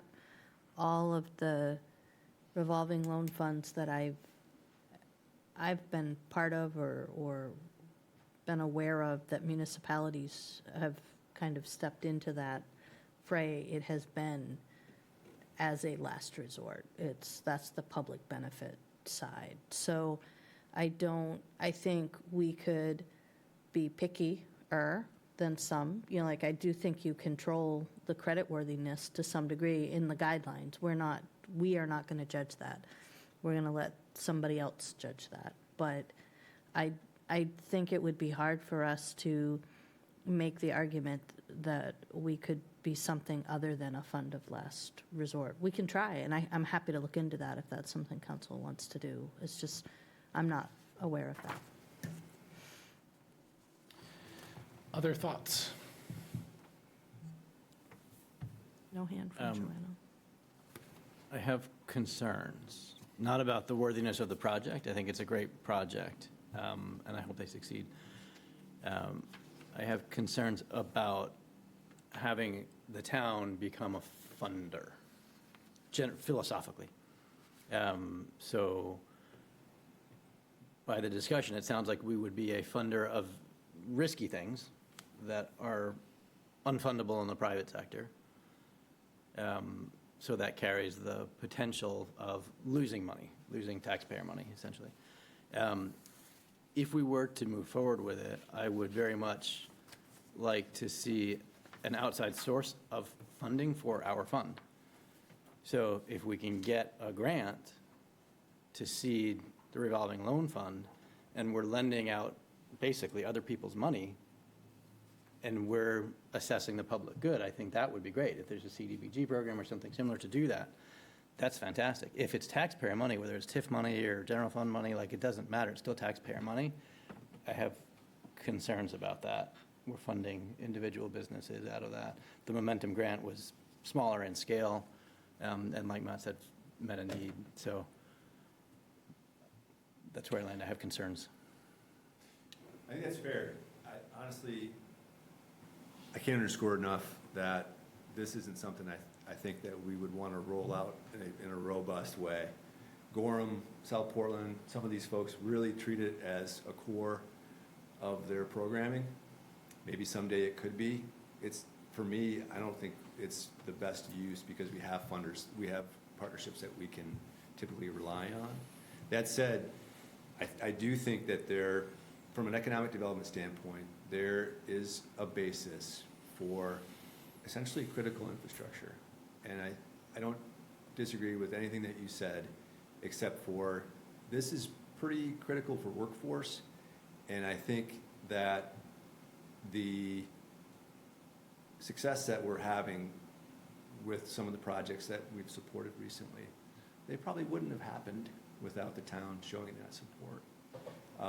In addition, the town showing some support allows these folks to go out and fundraise. So a big part of the discussion, this is somewhat of a tricky discussion because we're talking about a program generally and what that might look like for writ large versus sort of how do we nimbly try to help a project get over the finish line, right? And so if we were to get to a point where we could bring these folks back at the next meeting to talk about some of these things, you could get more context, but essentially, they've got an active solicitation of $250,000 in grant dollars that they're positioning themselves for. They're working very hard to sort of backfill this gap as quickly as they can, with lenders, with private donations, with further corporate support. So I don't disagree with anything that you just said. I just, from a staff perspective,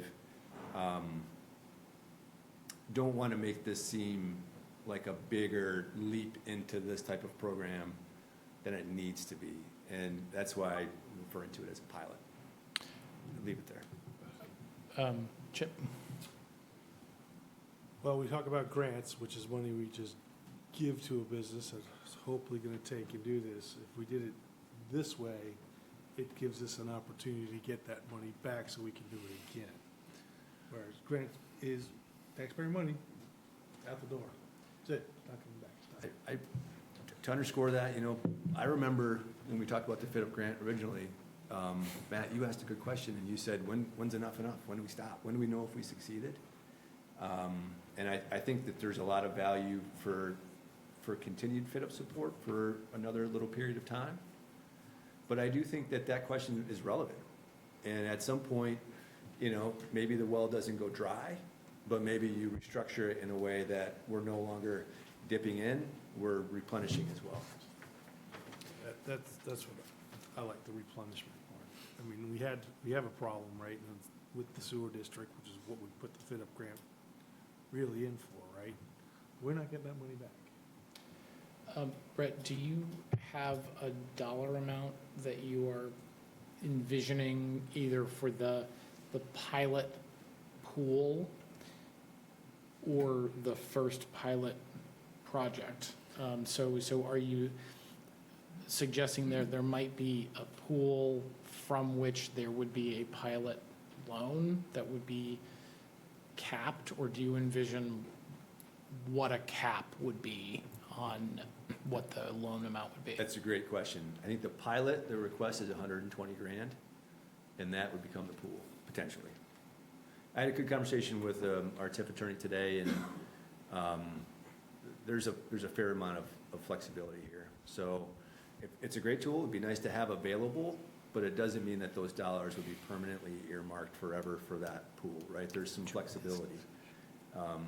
And that, I mentioned it earlier, one of the reasons I think this is a compelling source is that we have the ability to allow some of these resources to accrue in the near term and get some critical mass. And then if we want to, we could reposition them. But currently, the Concord Gully tip from the town side of the equation isn't really focused on much just yet, right? Because the projects are bigger in size, and so the money is sort of accruing there. And it's not always the fact that they're not creditworthy, there may be some program that they can't qualify for whatever reason. You know, or they make too much, or, I mean, there's a whole lot of different things that can kill funding other than they don't have the money or the creditworthiness or the ability to pay it back. You know, the other thing too, and I don't want to oversell this, I just happened to you know, seen the project, I've been there a few times, watched through the CDBG process how the region has responded to this with a lot of excitement. And so I understand the need for it, and I think that they're been extremely successful in how they've raised the money. The Davis Foundations, the private employers who see the need, you know, some capacity from conventional lenders. And I think the town, not only would the funding help them get up and go with velocity, but it would also send a signal to some of these funders and conventional lenders that this is a project that's broadly supported and worthy of further support. I recognize this is not an easy topic, right? So I appreciate the opportunity to have this discussion. When you talk about the but-for funding, if this funding source winds up not becoming available, it sounds like the most likely outcome is just delay. They open later than planned, but not that the project just goes away at this point. I don't think so, but you know, hard to know for sure. 6 months. You know, they've signed a lease, right? They have some obligations. Do a general temperature check. I've heard a couple of concerns. I haven't heard from everyone, so I'll just say that I do think that I am more in favor of a revolving loan fund than just continued grants, which I think I sort of echo Chip in that regard. I also understand that we're talking about a much larger amount of money than the smaller grants. So I guess really my concerns lie a lot more in the details around how do we actually determine eligibility in terms of what will we accept in terms of that level of risk. And I don't think we are going to solve that tonight, but I guess that's where, if we were going to go down this road, I would think we'd want to have a lot more information about that. That makes all the sense in the world. I'll say again, I think, you know, one of the reasons that we're here tonight is that the committee, who we've given out, wherever that summary is, 15 grants at this point, we go see every single one of them. And this one, they responded to by saying, boy, we should figure out something more. We should try to figure out what to do. So they've seen the breadth of the projects. They've seen some great projects. They were really impressed by this project and said, how do we approach this in a way that we can help these guys get going? And in terms of details, I'm sure we could get, the applicant would show up. We could probably get Paul Johnson, who, he does have a portfolio because they do this as part of their core services. So he wrote a nice memo, right? We've done some of this due diligence. We didn't want to come in here and, you know, overwhelm you guys with that level of detail, but there's been a fair amount of groundwork done to the point that we feel comfortable even talking about this, right? It's not, there's some unknowns, but not as many as you would think. And there's a lot of smart people who have talked about this and thought about it and feel that it's worthy of consideration. Joanna, you have your hand up. We can't see you, but I'm assuming we'll be able to hear you. Oh, yeah. Let me get rid of this. Oh, there I am. Never get used to that. I will say that, revolving loan funds they're proven tools that get vital projects and businesses over the finish line. Like, I've seen this work many times in my professional life. The same dollar has an impact over and over and over again. That's the whole point. I think echoing what I've heard, devil's in the details of how we make sure it works for a municipal government. And I talked to Brett about this, where, we would be able to earn a little bit of interest as well on these dollars. I will say it's also in our TIF work plans. I know we have designed those to be sort of a menu, not we are going to, but we want to consider doing it. But we do have loans written into our approved TIF plans. And Brett, we talked about this too. I think it would be helpful to hear more from the RSU about how this could, not will, but could help them with some of the challenges that they're seeing for 3 and 4-year-olds. Yeah, it's great. We can come with all that next meeting if you want. Is this something that we feel like we would like to at least get more information about? Yes. Okay. So I think you have flags, yes. Clarify, are we getting more information about this one project and if we would like to support that? Or are we going down a path of figuring out how we can open up shop with a revolving loan fund? Because I think I would rather see us focus on this application and see if there's a mechanism for us to dip our toes into this and understand that scenario before we start going down and exploring a framework for, some theoretical loan fund that we have in perpetuity. So it sounds like, Matt, what I don't know if suggesting is the right word, but that we pursue this as a pilot with the idea that, assuming we are paid back, then that opens us up to a further conversation about whether we would pursue it again. Yeah, I mean, I think we would, if we evaluate this project, decide that this is something that's in the best interest of the town, and we do it, then we would use that experience to inform whether or not we want to make this something that's part of Freeport's portfolio. Yeah, and I think I want to add to that too, where I don't think we would have to wait until it's paid back to see if it was a success. I think we could dip our toes in this process and figure out if it's something we'd like to pursue. But it sounds like we're evaluating this particular proposal and then following up Which I think is afterwards. 100% appropriate, and it's the right way to do it. Okay? Have a project is a good way to get into it. Okay. Yeah. Does that give you what you need? Yeah, we'll see you next time Okay. with an entourage. Thanks, guys. Appreciate it. thank I know you. It's a tough one. Moving on to our next fiscal year 27 municipal budget workshop with our award-winning finance director, Jessica Malloy.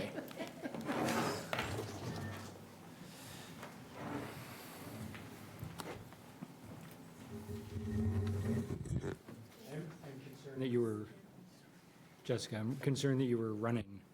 Is there something wrong? Breath after that, too, that was bad. We're all good, thank you, though. Yeah, so this is, I mean, if you're looking for me to kind of kick things off, this is just the next phase in the budget process where we have another budget workshop. Sorry. Just in the next phase in this process where we have the next budget workshop where I'm available to answer any questions or provide any insight that council has. So from my perspective at this point, I would be turning it over to you and taking direction based on your questions and guidance. And I know you've given us a few more documents this evening. One of the charts that was requested by Dan, as well as a look at what various impacts would be that were flagged as potential cuts to the proposed budget to see what impacts those would have. Is there anything more you want to say about either of those things that you've distributed this evening? I mean, I can give you a brief overview. Dan had sent an email suggesting a breakout of the tax rate into its components that residents would typically see on their tax bill. So they see the town tax, county, transit, and school taxes on your tax bills.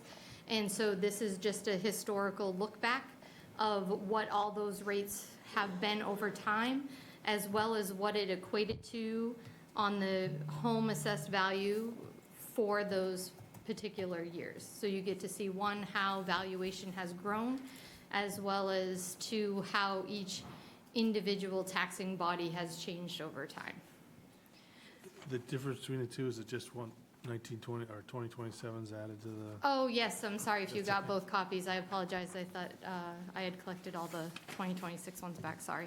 sorry. And on And the, obviously, 2027 is the current Right, proposed appropriate, based right. on current valuation, and will subsequently change when it comes down to the actual commitment. and on your sheet here that says budget adjustments, you said removal of senior tax rebate program. You just mean removal of the funding this year. Oh, yes, yeah. Yep. On the chart, which is very helpful, thank you, do you know if the home assessed value is the median house from the top of the sheet followed through the years, or is it the It's median the house for median each home year? value each year for Freeport. So it might not be the same house, it might, because as I didn't our- pick a house and go through, no, it's just what the median home value was in Freeport for that year. Got it, thanks. So it's the average growth, or the growth averaged across all of the values. Right. Right. And do you know what happened in 2006? With the taxes were much higher in 2006 than they were in 2007. They went down significantly in one Yeah. year and then up. Everything. I would guess a revaluation, No, but the whole tax went down, the rate, and the Oh, the total tax. tax. yeah, no idea. That is before my time, but I'm going to assume, much like when it was in 2015 and 2017, but maybe on a much larger scale in 2007, is that just as you are sitting up there this year trying to figure out what to do and how to cut, that there were, or refine, that there was a push at that point to realign, but Yeah, I okay. really don't know. Do you know what year we joined the RSU? I think it was around that time. Well, if we have school tax, it'll be separate here, but, because all three of it, town went down, county went down, school went down. No, I know that, Yeah, but yeah. I'm saying, Yeah, I in don't the know. process of doing the RSU, things changed Yeah. enough that, Maybe extra. right? I'm not when we broke it 100% out- sure. Okay. I'm not sure It was exactly when around that was. time, I think. Is that before the bubble burst on revenue sharing? School funding? Yeah, that that could could have be. been, I don't know, that's a guess. yeah. It's an educated guess.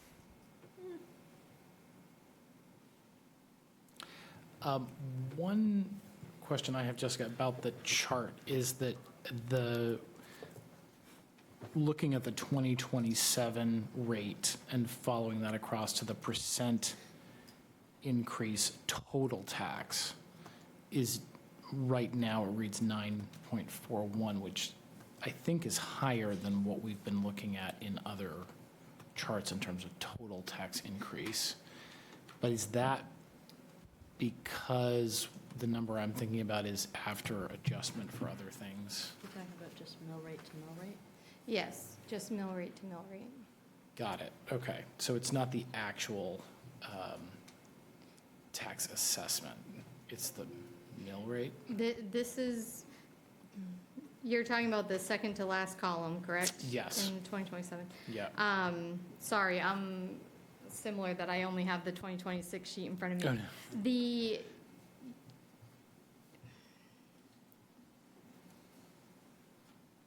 I can do a little more analysis and look at what, this was a last minute Yeah. pull to know exactly Yeah. what, oh, thank you. My,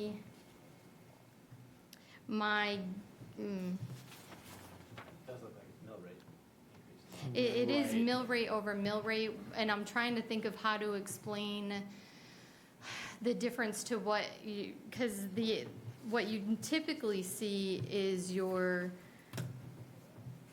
the individual levy increase change by component, which I think, You're also changing the home value here, which we usually don't Right. do in a budget doc. right.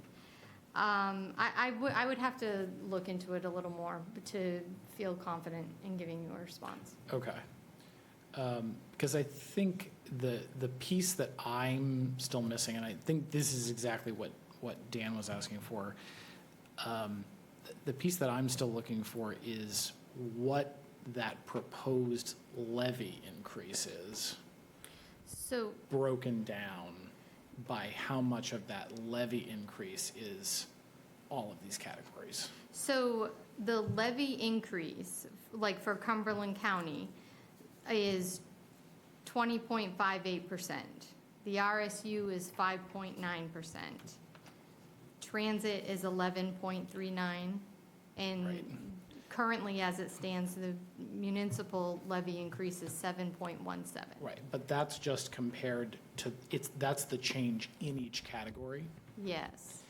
But when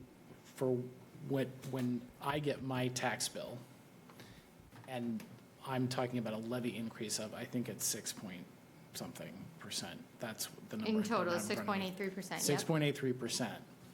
That's the number I'm looking to have broken down. So, because I see in the preparation, I see what the difference is in the categories Yeah. in terms of the growth.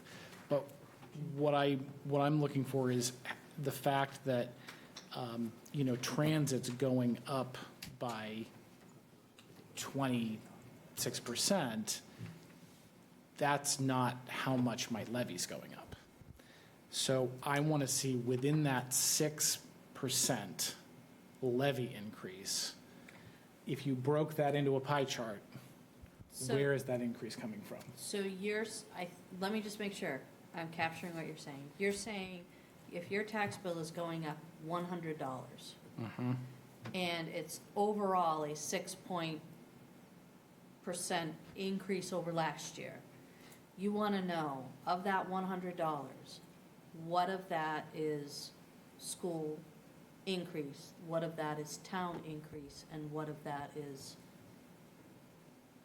So I can tell you that you've got $117 increase in this town.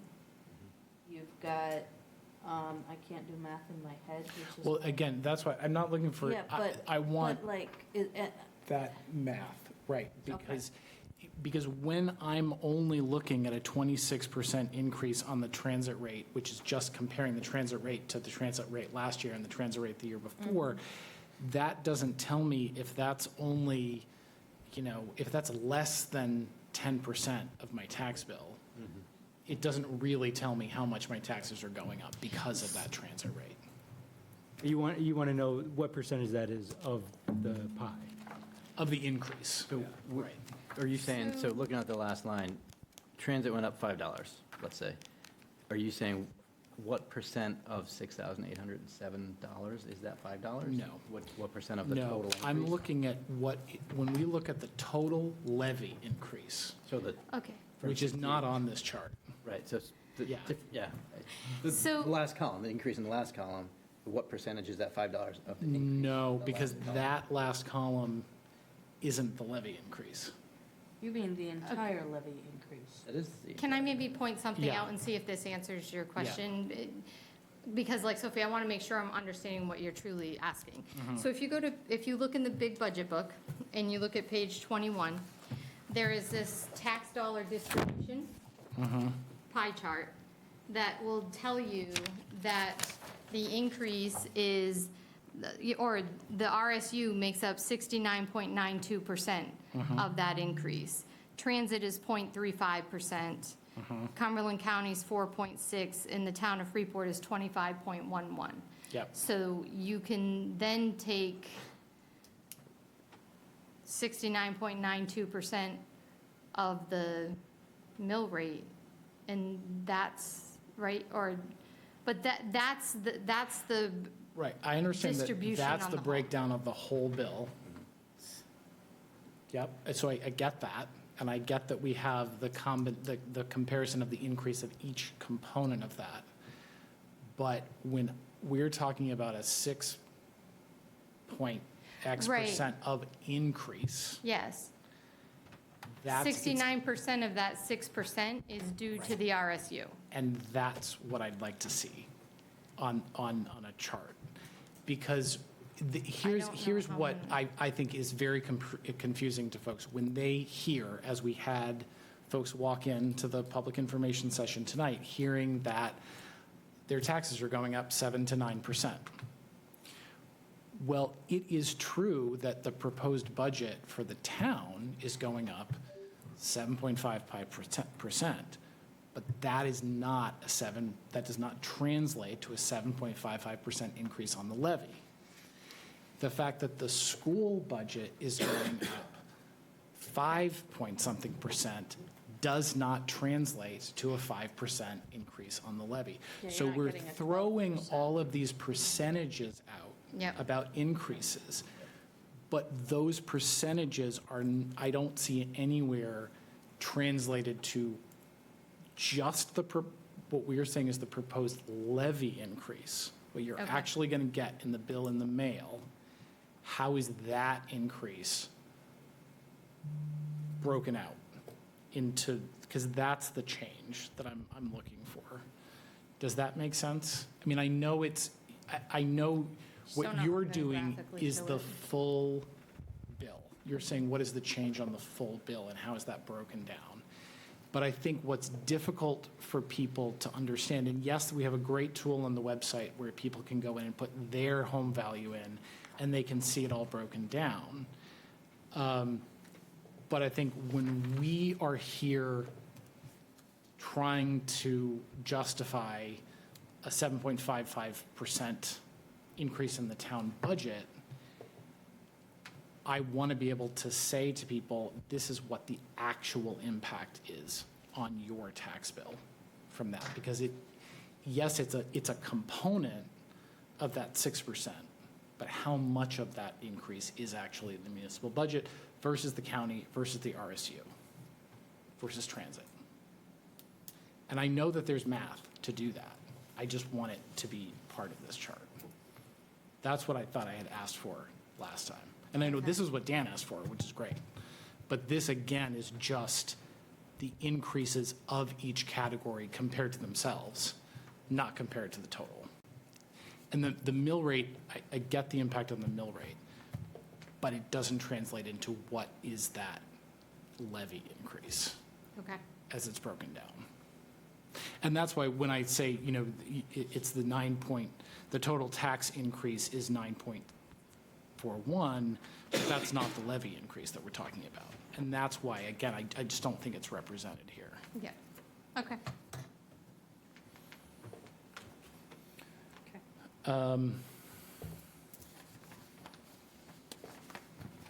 Is there any component of the big budget that we have not gone over yet?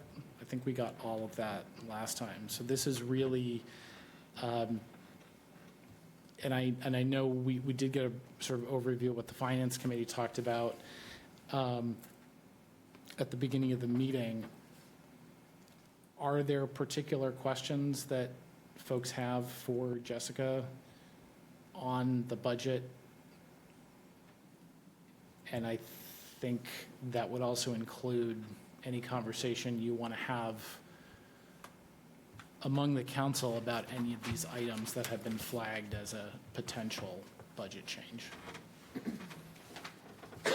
And Joanna, do you have those documents that we got? Okay, great. We remembered her. Yeah. sort of thing.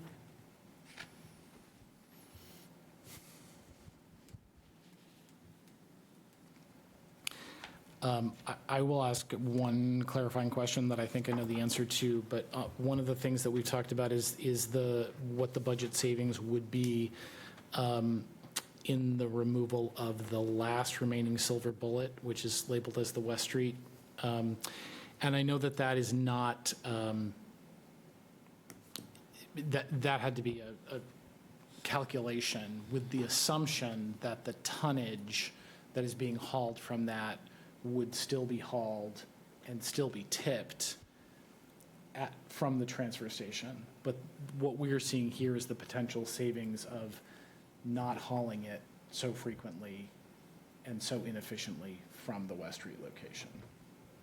Yes.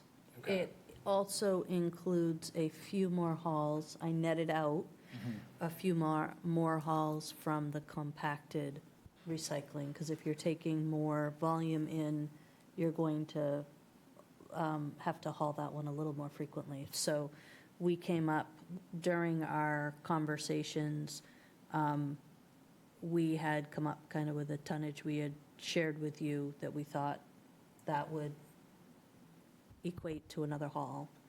And I just updated the hauling numbers to get to that 30,000.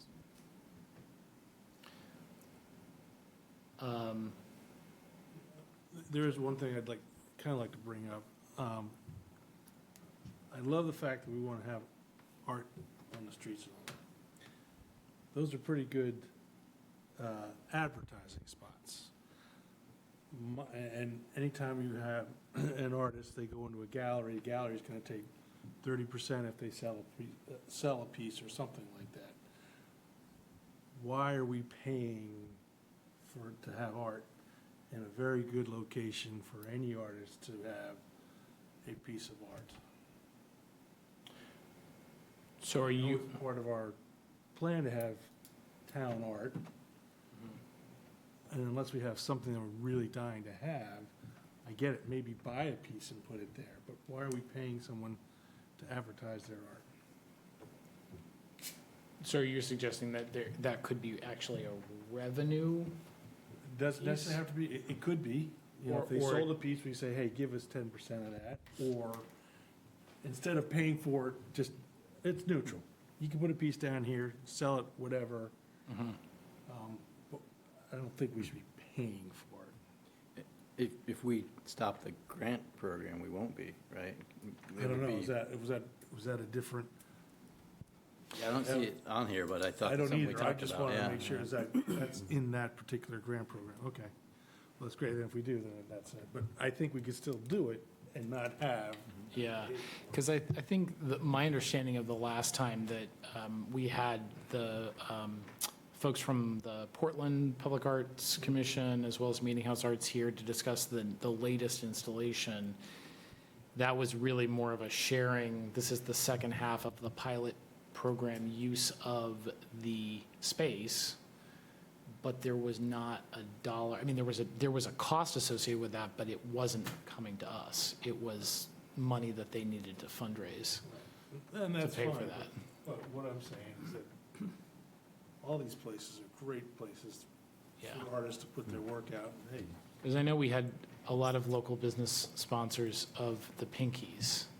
The majority of the Pinkies were paid for by local businesses. I thought we gave them a fit-up grant, $5,000. I remember voting on that twice, not twice, but once. You're absolutely right. The majority of the money did not come from that fit-up grant. Yeah. It cost a lot more than $5,000. Okay. I did not know that. Yeah. I didn't.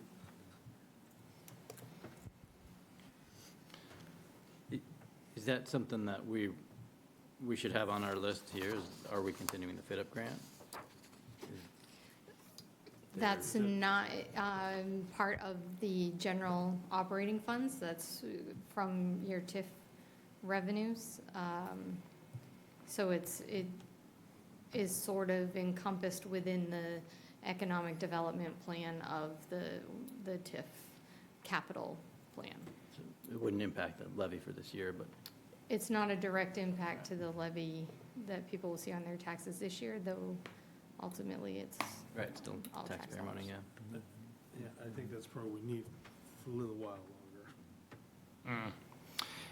So what is, the first two line items here, the tax rebate program and the economic development funds, which is really an expense line for economic development that was included in the budget proposal, but the conversation has been that those are eligible to take out of the TIF and so that we could move those. Those two, I think, are things that we had some general agreement about at the last meeting as we were going through line by line. But I think by the end of this workshop, I think we would want to be really clear about whether we are asking staff to go ahead and make any of these changes to the proposed budget prior to the public hearing at our next meeting. The other items are things that have come up, but I don't know that we have reached any consensus around any of those things. Can you remind us, Sophie, about the administrative time to Winslow Park? What that line is? So at the Finance Committee meeting, that was brought up, that given the way we're supporting the park now and likely into at least for this coming fiscal year, that we are using individuals that are not getting a direct paycheck out of the park.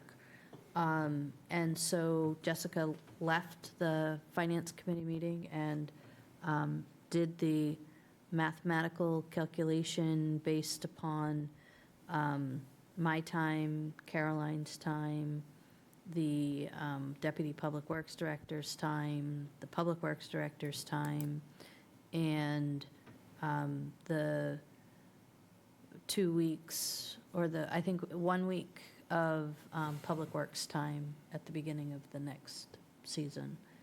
So what we would look at, much like we moved some of our time onto the TIF and had the accounting for that, and are bringing that $75,000 in as TIF revenue onto the budget, we would bring $25,000 on from Winslow Park to show the activity being expended in the enterprise fund. So that is where the math mathed.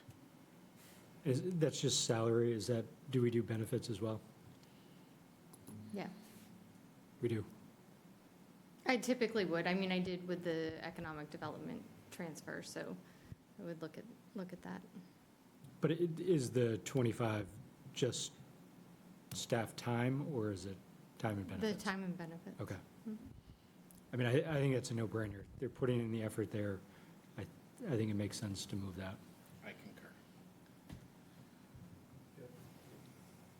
Is there? I also think the first two, I mean, we've discussed those. I'm supportive of removing those. I will say, based on previous conversations, we may have gotten a little ahead of you and already made that change. So if you've got a chart, I don't know if we handed out the latest. The first two on the list that have X's next to them are currently reflected in the updated schedule and budget that's online. Okay. Yep. I was under the impression that was. Yeah, that's sort of why Yeah. I had flagged those as things that we had Yeah. already generally reached consensus on in previous conversations. So am I hearing that there's consensus on that Winslow Park transfer of expenses? Yep. I'm seeing 2 plus Matt plus Chip plus Joanna's thumbs up and Chief. So that's consensus on the Winslow Park piece. The silver bullet, which is $30,000, if we're working our way through the list. Chip is nodding. That's actually a cost savings, right? Yeah. Yeah. I mean, Yeah, that's not a deferment, that like, yeah. I mean, the Right. time for Winslow Park, I don't necessarily have a problem when we're doing in-kind.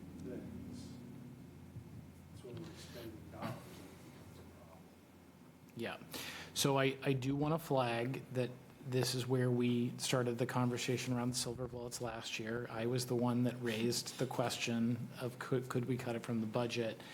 And from a budget standpoint, it seems really obvious that that's low-hanging fruit to remove. We certainly got a lot of feedback, particularly about the West Street Silver Bullet because of its accessibility to downtown residents who may actually not have vehicles, who cannot get to the transfer station. So they would be looking to someone else to help them get to the transfer station in terms of that. So as we are thinking about trying to make this walkable, bikeable, transit-oriented development district where it's possible for people to live without relying on personal vehicle transportation, that is something that we will hear about. So I just want to raise the other side of that, even though I am a proponent of removing it from the budget. And I will say, what really gets me about the silver bullet is that it's really actually not sustainable and not environmentally beneficial, that it's, costing so much money to cart air via diesel down to EcoMaine. So it's not even reaching the goal that we want it to in terms of. It's the worst form of recycling, right? I mean, I'm sorry, I didn't hear that. That's what we heard. It's the worst form of recycling to do. And for recycling items, that it actually costs us even more money to recycle than to burn into energy. So I think I agree with the point of I would maybe consider a conversation about how to support recycling for residents downtown. They don't have to have a car, or if they can't have a car for any reason, but I don't think that's the same conversation as the silver bullet. I think the silver bullet doesn't work. I'm a proponent of removing it, but that does not stop the conversation of how do we support recycling for our residents who cannot make it to the transfer station from downtown. Dan? Thank you for the points that you raised, Eric. If we want to support residents downtown recycling without having to drive somewhere, it's going to look an awful lot like the silver bullet one way or another. It's expensive, or I shouldn't say it's expensive. There's a cost associated with it. That's what we're reacting to, is there's a less expensive way to do it, and this is a more expensive way to do it. It's a very popular program because it fills up so quickly every time.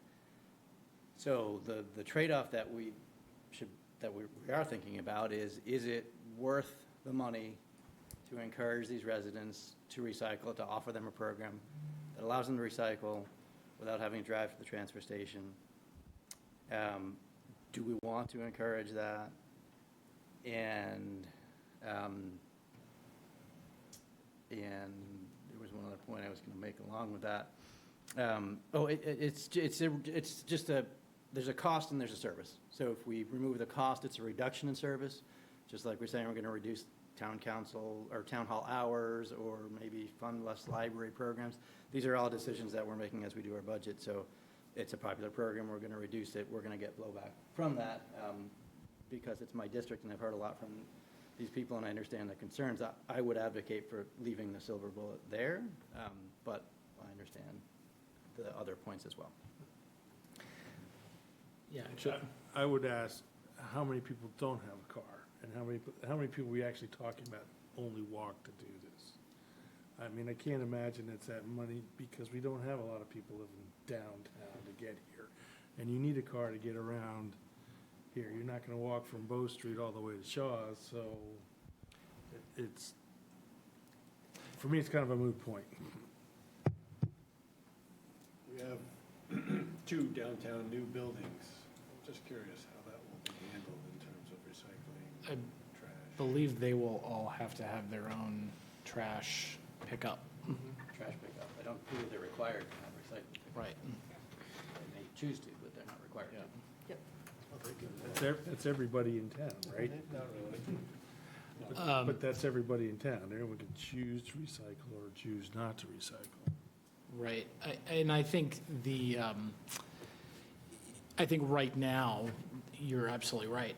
It's even within the downtown, it's a pretty small radius where people are walking with recycling to the Silver Bullet. It's just, I'm just flagging it because it's something that we've heard. And, yeah. To be fair, I don't think it's a black and white, you have a car versus you don't have a car. Sure. I think it's fewer people will make the extra effort to recycle if they have to drive a few miles and there are reduced hours during which they can do it versus, hey, I have time midnight on Saturday because that's when my kids are asleep or they're, like, there's more opportunity and we're reducing the amount of opportunity. So if we're okay with that to save money, then that's the decision we're making. I'm going to ask the rhetorical. Joanna, go ahead. Sorry, I don't know how to handle this. I'm going to ask a rhetorical question, which is, if it's negative, if it's like negative for the environment to do it this way, if it's not actually achieving environmental goals, then why do we do it? Can I respond to that? I don't think it's negative for the environment. I think there are more efficient ways of doing it. Right? I don't think we're saying recycling a half-full container by trucking it down with diesel fuel is bad for the environment. Any worse? It's not efficient. There are more efficient ways of doing it. If the alternative is recycle less, is that any worse for the environment? I know Sophie did a bunch of data to try and support this, and it's a difficult decision. How beneficial is recycling? It's an open question. Cardboard versus plastic versus metal, there's a lot of variables there. I don't have a great answer for it, but people will recycle less if we remove the West. Steve was about to speak, so I just want to let him speak, and then we'll go to you, Chip. It seems like a stretch to bring it up once again, but if people are super serious about recycling, they'll recycle, and they'll do it by making a lot of different ways, but there are creative ways to do it, including agreeing with your neighbor to go every other, week. I mean, it's a convenience factor. We're dealing with convenience here, and that's fine. I like convenience too. Yeah, Chip. I was just going to bring that, it is a convenience, and we are now in the habit of recycling. That's going to take a long time to, even if it's inconvenient to stop. I know, we do it religiously at my house. And we've gotten rid of all the silver bullet that we would normally go to. The other thing that it has stopped is my wife getting home at 5 o'clock in the afternoon and the transfer station's closed, driving just to the Silver Bullet and coming home. Yeah. I mean, that's the reality of it. And it's not even at 5 o'clock, it's at 9 o'clock or 10. Oh, I got this stuff, I gotta go. And you're not going to the store at that point, so. So I will say that in many of the emails that I responded to related to the Silver Bullet when we went through this last year, one of the points that I made is that generally, one of the things that people brought up was that recyclables are bulky, and so you accumulate a lot more mass, it seems, rather than the trash, which is exactly the problem. Is we have these very bulky materials that take up a lot of space in a dumpster or in a roll-off dumpster when they're not compacted. And I do think that you can accumulate weeks, months of recyclables and take them all to the transfer station at the same time if you want. It will help you if you compact them yourself as best you can before you get to the compactor at the transfer station.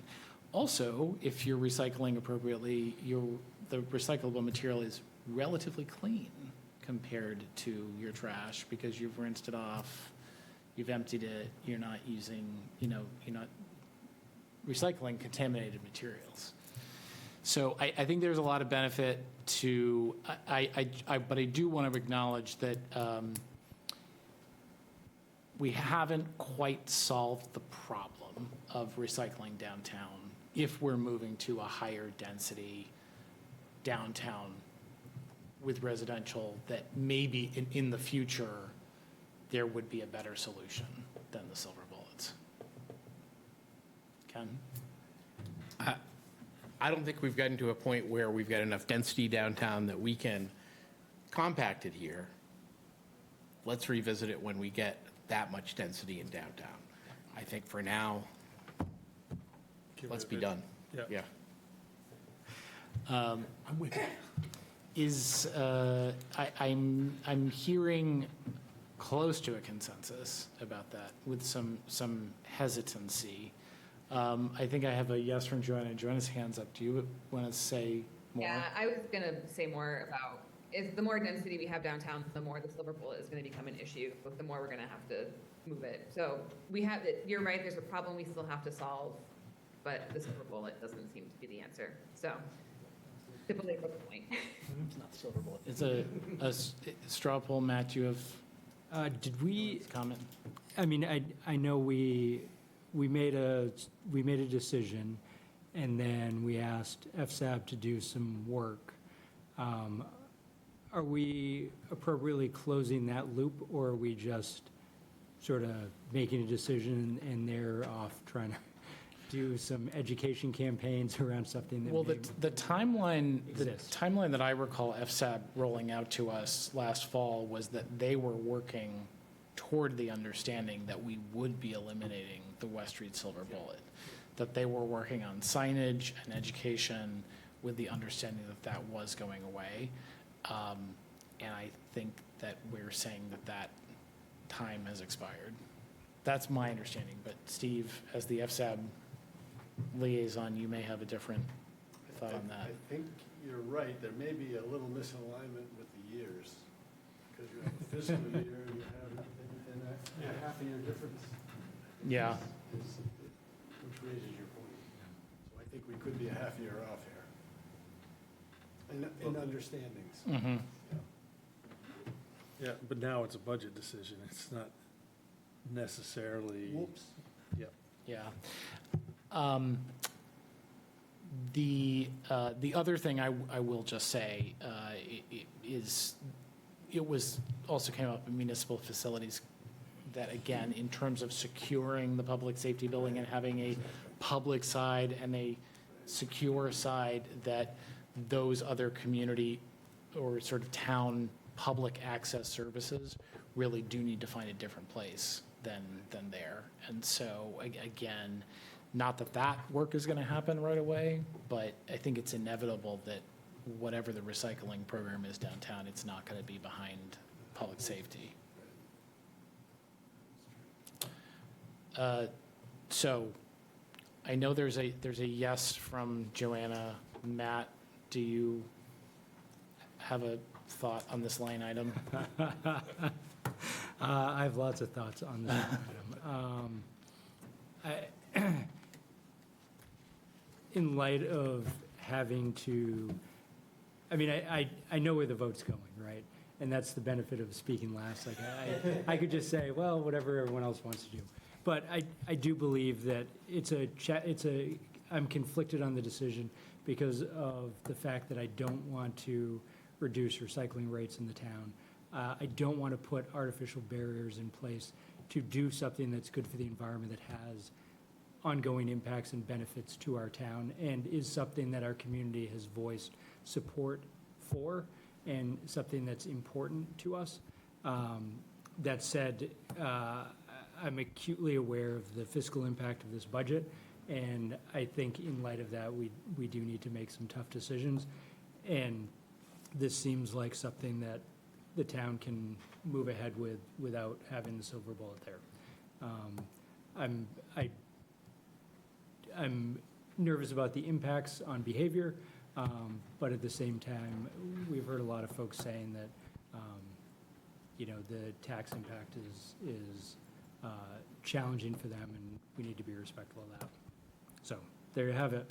Okay. Thanks for that clarity. Ken is a yes. Chip is a yes. Dan, this is not an official vote, but this is just a sense of direction to the staff. I am, because it's really because of Councilor Benoit being remote that we have to have these roll call straw polls.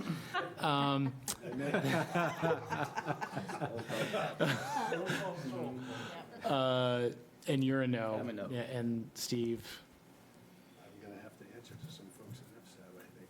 You are. I mean, I think it's, if three of us are still conflicted, Steve and Dan and me, or Steve and Dan and Matt, we still have a majority of people that I think that is the direction. And it really is something that we come around to every single budget. And I think where I land is, it's not justifiable budgetarily at this point, but it also, just cutting it out is not really the full answer or the final answer around recycling. But I don't know what it is, and I don't feel comfortable continuing to pay for this While we're searching for another. while we're looking for it, because I don't think it makes sense financially. So I think you have a yes on that one, to remove it, and knowing that it's going to be a hard adjustment for folks, and we're going to hear about it. Then there is outside agency support, which, this is where we have gotten into a long conversations about the individual items within this amount. I mean, this is now sort of the total amount. I don't know whether you all are interested in saying we're taking all of that out as a whole lump sum, or if we are going back to a situation where we're going to go line by line through that pool. And then the other item is the library position.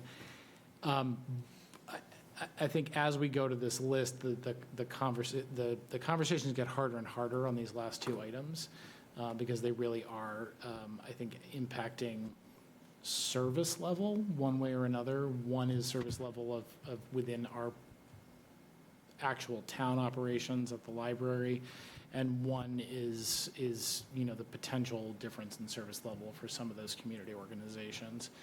So I don't know which one you want to tackle first. Sophie, were you going to add something? No, I was just going to clarify, because I did get a question, not from a counselor, but when we talk about the removal of the part-time library position, I just want to be clear, this is on here because it is a vacancy that has happened since the budget was printed. The budget already called for a reduction of full-time to half-time in the public works admin. So this is kind of following along with when there's a vacancy, unless it's something that we've already said, this is really important, like, for example, police officer or something like that, that we would, and it's not a statutory position, we would probably be having the conversation of, are we going to fill this, or would you accept the service level decrease? What was the position doing? It's a circulation clerk, but as Winter, I think, eloquently described, that position at the desk allowed people to do other things, and the thing that particular position allowed was a lot of outreach and Saturday programming. She didn't say it was all going to go away, but what she did say is, if now we have to take 19 hours a week that was allocated there and put it to cover the desk, we are going to see a marked decrease in the outreach and programming.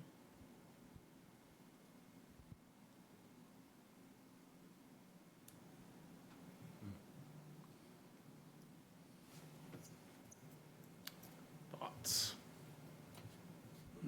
Well, if we reduce the outside agency support by $20,000, that would I mean, but that, also raises the question of whether we were going to keep any of the outside agency support. True. So, But this is something we should be doing. This is something that we should be doing, because this is what our town people are used to, right? Yeah. The outside agency support is in addition to what we do as a town. And that has not always been a part of the program. That came in, what, 5, 6 years ago? maybe even So less I than I can look back as far as 2016, where there was budgeted about 38,000 in outside agency support. It goes back pretty far alone from FCS and the agreement that was in place when that building Well, yeah, except for arrived, that, right? except So for that agreement that we yeah, have so with them. of that 38,000, 21,000 was attributable to FCS. So you're talking about 17, if I'm doing 9 o'clock math correct, in other agency funding.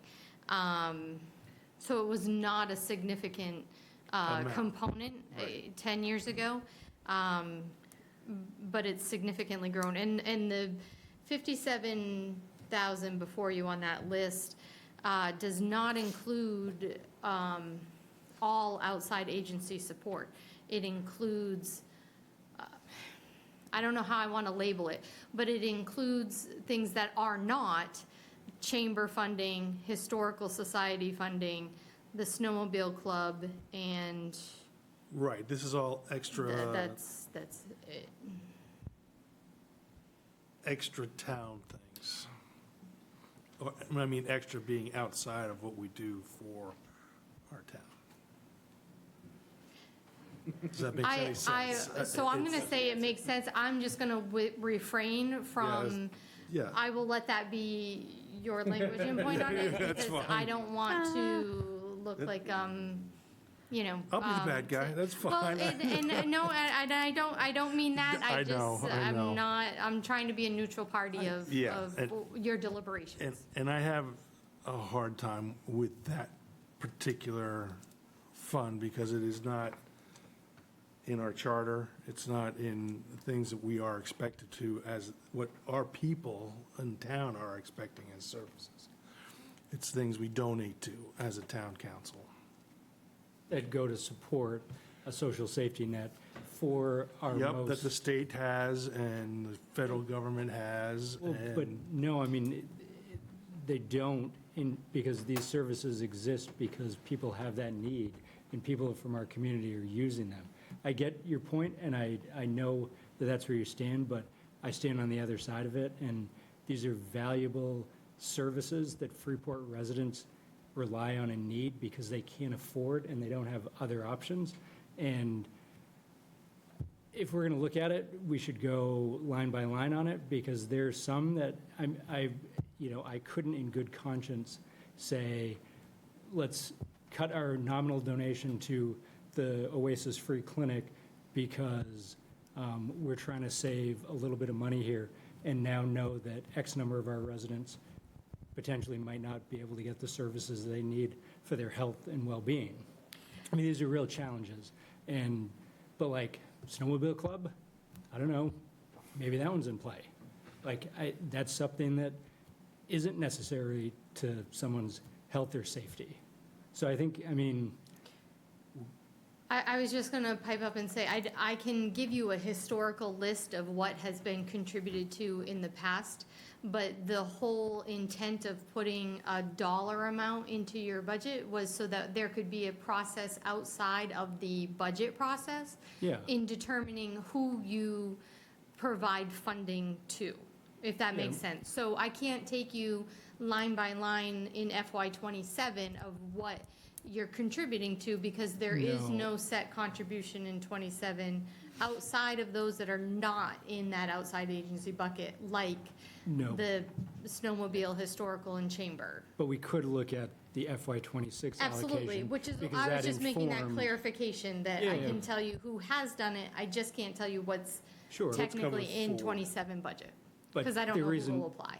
But the reason we have the number that we Sure. have going forward is based Is on based off of, what we absolutely. allocated for FY '26. That is correct.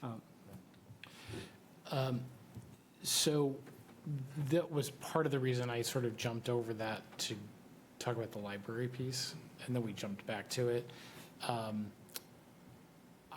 can I- We can sorry. go with the, sorry, Matt, you go Can I ahead. jump back to the library piece then? Because Yeah. I think this might help clarify that. I'd want to know what the service level reductions are, like the actual programming that's going to go away, before making a decision whether or not it's valuable or not. Now, because if it's something like, we're not going to run a fourth session a week on such and such, but we have programming on Monday and Tuesday that meets that same need, that's a different discussion for me, rather. But if it's something that this is the only time that we do an outreach for seniors to be able to, have access to internet or something like that, like, these are different discussions. So I'd kind of ask for more information around what that reduction is going to mean in terms of programming at our library. Yep, give me just a minute.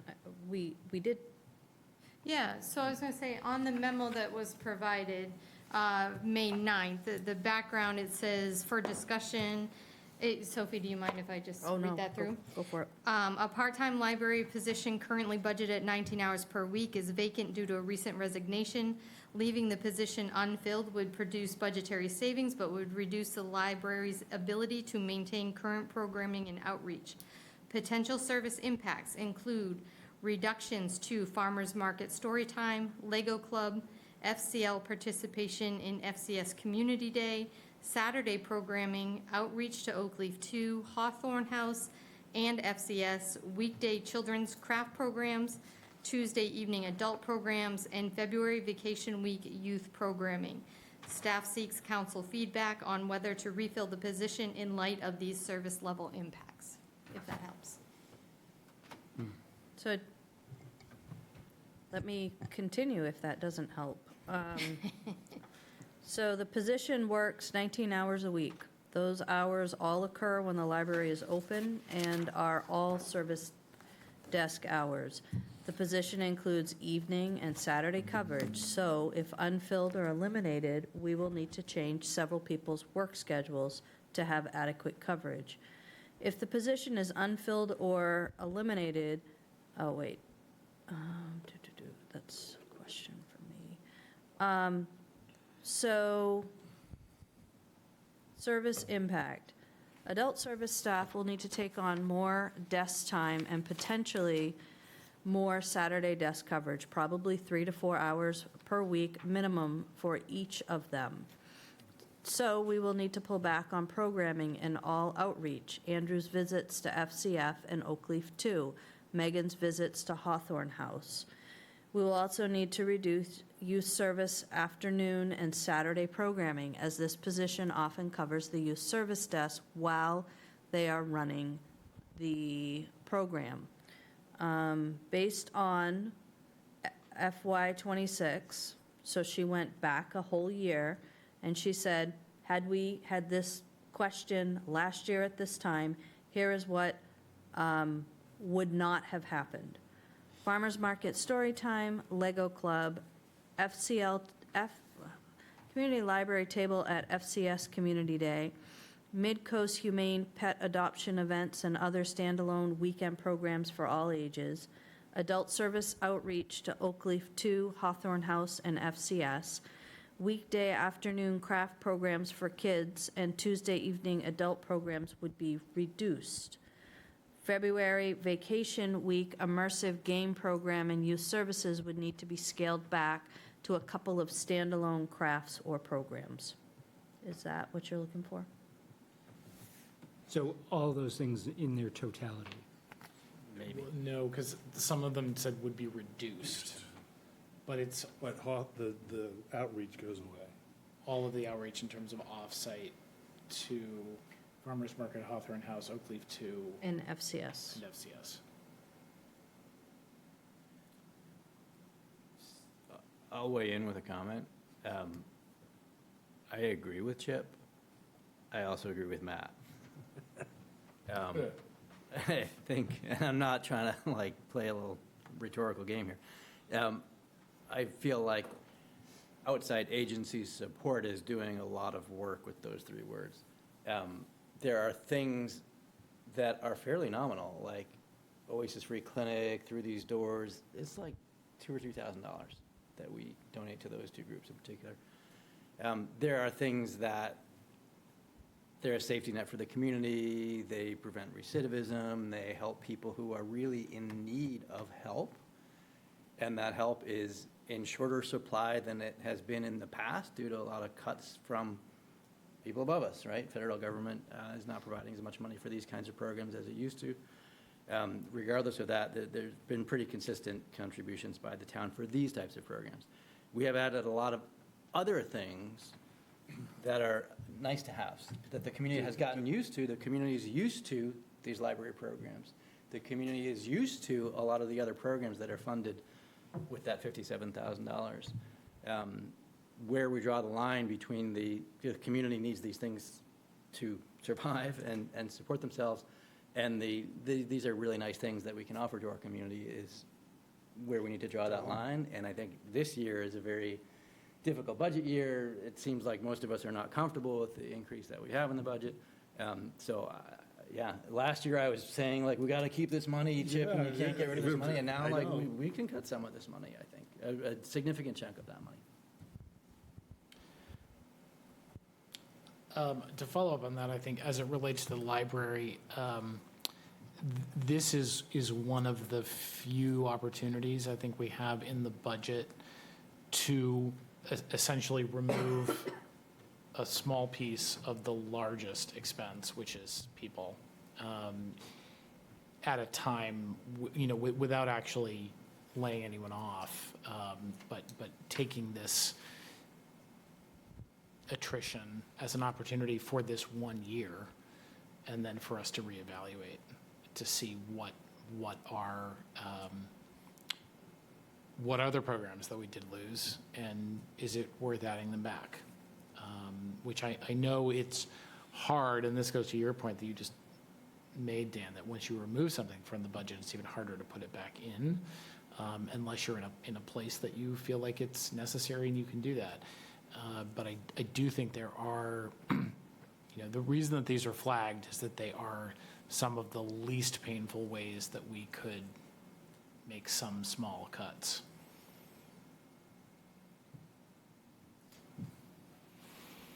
And that's why I'm with the outside agency support, because it's not something that right now is dedicated to any one group. And it never is, but it seems to go to a few of the same groups every year. Maybe I'm the only one in the dark, but the concept of outside agency is sort of broad. And looking people in the eye is not broad. It's like knowing what I'm cutting makes a big difference to me, as to whether it's really important or not, because I don't know whose toes I'm stepping on. Well, as it stands. I personally don't. You all may, but. This is what we did last year. Yeah, last year's appropriation went to the farmer's market at $1,500, Oasis Free Clinic $1,750, FCS at $26,000, Through These Doors $500, Freeport Elders at $6,500, the Freeport Wood Bank at $2,500 was a new ad, and Sweetser was a new ad at $1,750. Meeting House Arts. I'm sorry? Oh, and yes, Meeting House, sorry, they were in a different, Meeting House Arts for $15,000. This is immensely helpful. How about the year, do you have the year before? So what hard times do, I think, are multiple things. And one of them is, yikes, what are we going to do? And then the secondary reaction is, oh, well, we'll come up with some things, and we'll start getting innovative. So in a certain way, you can see it both ways. I mean, it looks to me like we're beginning some hard times just in general for the last few years. And it brings me back to what do we do with recycling? We get to know our neighbor, we start making alternative plans that are actually rowing in the same direction together in more meaningful ways than we've been conveniently allowed not to do. So I guess I can see removing some of these things, but maybe grading it, maybe not all at once, maybe cutting. Joanna? I think you're muted. This is a tough one, for sure. I agree with everything I've heard so far. I think I would be in support of lowering the outside agency amount. I'm not ready to completely get rid of it. I don't think we can do that, because I think there are key funding decisions here that are really impactful. For the library position, that one I'm not quite sure about. I think, yes, it's attrition. It's a great way to kind of see if that will have, what the impact will be on the ground. And also I want to say for the public and to remind council, you know, the budget that was presented by staff was, you know, the staff had cut $400,000 of potential expenses there. So we're cutting an already very lean budget. So Can I just add, and you can correct me when I'm wrong, but I also think it's important, as I understand it, that 19-hour position was brought on to the budget 2 or 3, like maybe right Very before recently. I got here. Yep, very So recently. it's among, just so you're aware, when you talk about historic, that this is, some of this outreach is pretty new. I'm not advocating, please don't read that as an as me advocating. And I would say from a historical perspective of trying to remember back at that time, I think part of, to balance Sophie's desire to not be advocating, the discussions at the time of putting that part-time position on was due in part to resident feedback of What they want. programming and what they wanted. So, you know, again, I too am not advocating one way or the other. I'm trying to do a good balance to Sophia, And- presenting whole picture. And in hard times, people tend to go to the library more often, right?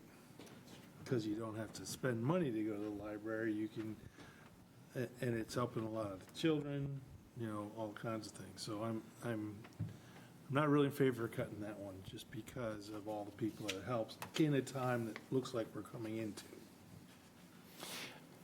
Can you just clarify, Jessica, when you were running through amounts that last year were part of the outside agency support, which actually appears in the budget as community support, in case people are looking for it at home. The FCS amount that's there is over and above the contractual amount, That's correct. and we find that somewhere else. That is correct. Okay, so that's something This to keep in is mind. 21, there. in FY '26, it was 21,000 of operational support and 5,000 of scholarship support for the total of 26 that was given. Yeah. One of the things that came up in the last go-around, also in terms of talking about the elders, is that my understanding of that was that they were using that support to pay rent to FCS for their space. And I know that there was going to be a conversation about that, and maybe we can get an update about that offline. unless you So, no, I had a conversation with Sarah, and what Sarah says is that's a completely separate organization. It shouldn't be tied to FCS, and the rent is not $6,500 a year. Okay, so that is supporting their, like, transportation, for example, fuel for their bus, Programs. programs that they're doing, like the monthly luncheons, I would imagine. So it is more than just the rent. Okay. And I know that I'm sort of taking that out of context because as we've said, this amount is something that's in the budget to be split up among those agencies after the budget process is done. And yet, if we're cutting that amount, it's really hard to think about what are we cutting the amount to if we haven't made the decisions about who we're funding. So we could arbitrarily cut that number to some level, or we could leave it there and try to find savings on the other end.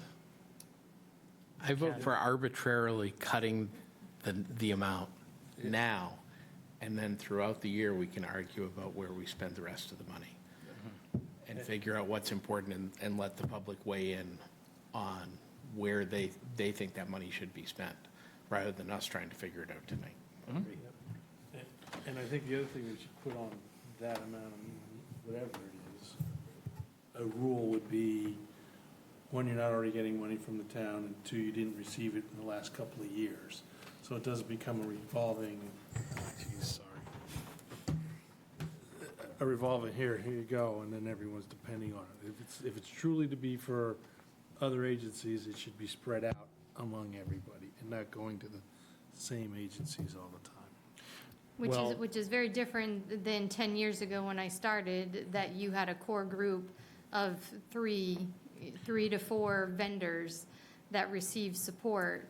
And until one of them did not reapply, a spot did not open up for a new one. So it was very limited in the reverse years ago, yeah. Well, I think that's a recommendation that, could go back to the Finance Committee, but the Finance Committee is the one that proposed this process of having the amount decided in the budget and deciding the recipients later, correct, Matt? Yep. Yeah. So, is there a number that someone would like to suggest that be? $10,000. You want to cut it Perfect. 10,000 or Cut it give to to 10,000. To $10,000. to 10,000? Throwing it I'd out be there for for that. reaction. I think that's a fine. I was thinking more like 30, which is almost in half. It's not quite in half. I would support 30. I would, Waiting to be last? no, I would, Sorry. I would, if my two choices are 30 and 10, I'm going to go with 30. You can throw out your own number, man. I would leave it as is. Okay. Can I add on? I think the reason I support 30 is that will get us to a point where we're covering that library position. The library's not part of this, though, right? Right, it was really more of the if. Oh, are you saying with the savings, we're going to cover the library Yes. position? Correct. Which was something that Chip had brought up. Because we're kind of intertwining them, I just want to throw out a data point for consideration that in 2023, we were funding the library with $500,000. In 2026, we're funding them with $700,000. I think a lot of that is increases in waging for a similar size staff, but we're making significant investments in the library, and I don't mean to pick on them because I love the library and I love the fact that we've invested in them. The ask for 27 is $740,000, so it's a significant investment that we're making in that. I think I'm advocating for cutting the position, if that's not clear, not because I don't think it's valuable, but because I think we can't do everything. But is that funding, is that capital improvements? Is it? No, it's all operating budget.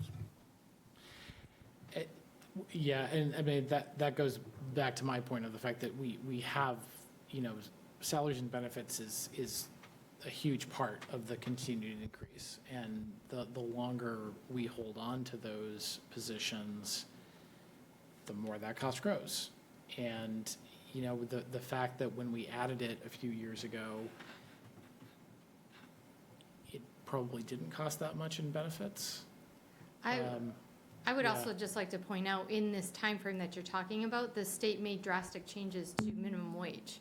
And Yeah. so that was a huge piece because staff was making minimum wage, and it's doubled over the last 4 years of what needs to be offered as minimum wage. So when you talk about seeing a $200,000 increase, a good portion, in addition to benefits, I'm not trying to downplay anything else, but that's another one of those factors that's outside of our immediate control, right? I mean, obviously, you have level of control of how many people you want and all of that. Like, I'm not exclusive of that. If you're keeping everything status quo, those are the things that we're faced with that happen, that, without cuts mean an increase, and it's not something that we can control or have. I'm guessing have a lot of bit- other departments have similar Absolutely. increases And, because people right. are expensive. Absolutely, If absolutely. we need to cut budget, we can't, we can trim everything else, and, sooner or later, we're gonna have to. Yeah, I just wanted to balance the discussion of, like, even with salary and benefits, there are things that are out of our control that causes those to inflate, so. And I take Chip's point absolutely correctly, that if we are headed into hard times, which, and for a lot of people, they are already in hard times, that yes, people use the library more, they also turn to all of those other service agencies more, particularly for those basic needs like FCS provides, like Versus food and medicine. Like the summer backpack program that gives kids food to eat over the summertime. I mean, these are like real considerations that I just want to be clear, like, we're going to land where we're going to land, but like, this is what we're talking about. Like the wood bank, people might not have heat this winter. I mean, these are tough choices. And I take that very seriously because I know on the other side, the people in this town need some relief from their taxes, but it's not a zero-sum game here. And Well, yeah, I get that. But don't we have the school lunch program, and isn't that carried through the summer so kids are not starving? I mean, isn't that one of the programs that we have? I don't know about. I believe that, at least in my think- community, I have heard of that. I can't speak, directly to Yes. Freeport here, because I don't know if you have I to, thought like, that was a enroll in huge it or thing that whatever, we did a but. couple of years ago, that, hey, one of the things that, so the kids didn't go hungry.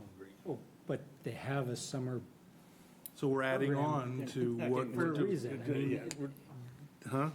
Well, and I do think some of that, there was a change in Yeah. in the state this year in terms of state funding for school nutrition. How that carries through the summer, I don't know. And so it'd be nice to hear from FCS about that. But again, this is where, I have a hard time with this idea of choosing an amount and then deciding what we're going to fund with it, as opposed to saying, in this budget document, these are the things that we think are worth funding, and really having that conversation with those agencies and making those tough decisions. I understand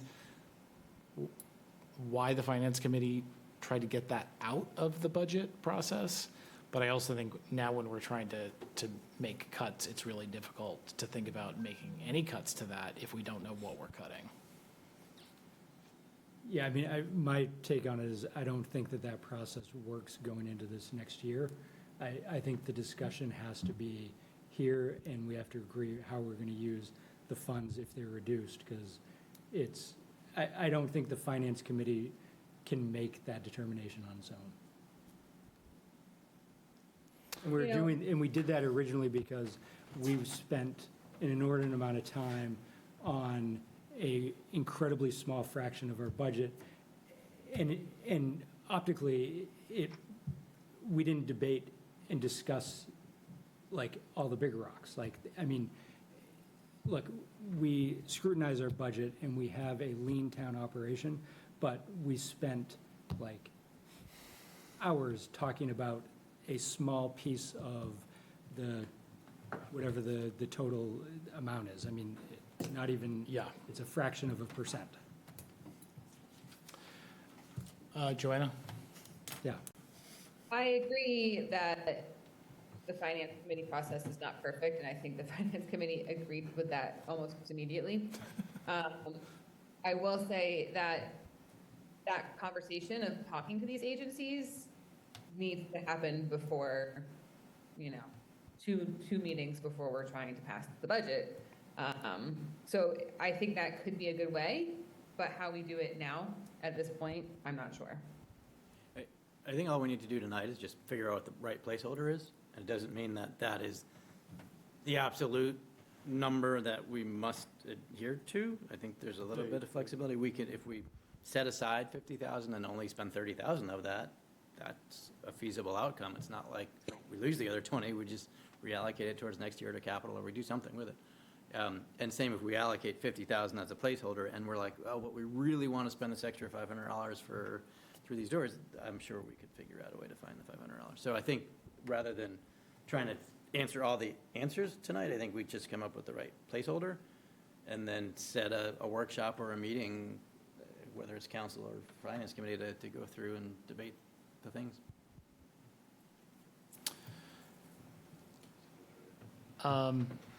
I also want to acknowledge, the point that Matt just raised, which is that we're in that place again of spending a lot of time talking about very small line items within, as Joanna mentioned, an already very lean budget. And I want to remind us, as well as the public, again, how much was already eliminated from this budget before it ever landed here. So a lot of things that departments might have been asking for in terms of increases were ruled out because of all of the increases that we don't really have a lot of control over without cutting service level. So within that very lean budget, even with the things that we've just agreed to, we're taking out another $87,000 or so, even leaving these two line items where they are. So I'm not hearing clear agreement on the library position, and I'm not hearing clear agreement on the outside agency support, taking it down at all versus taking it down to X number. What do we want to do? I mean, we're going to have to vote on it eventually. We can either vote on it tonight, or it's going to go into the budget, and we're going to, somebody's going to make an amendment to do it then.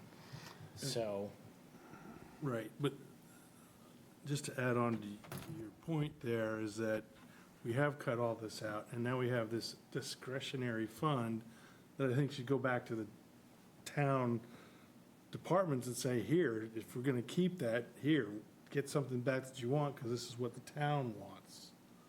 And I'm not trying to deny your point that, yeah, these other outside agencies need help, but this is what we're here to do, is to determine what we want to do with the money. And in any of these budgets, anything we change, it's a penny here, it's a penny there.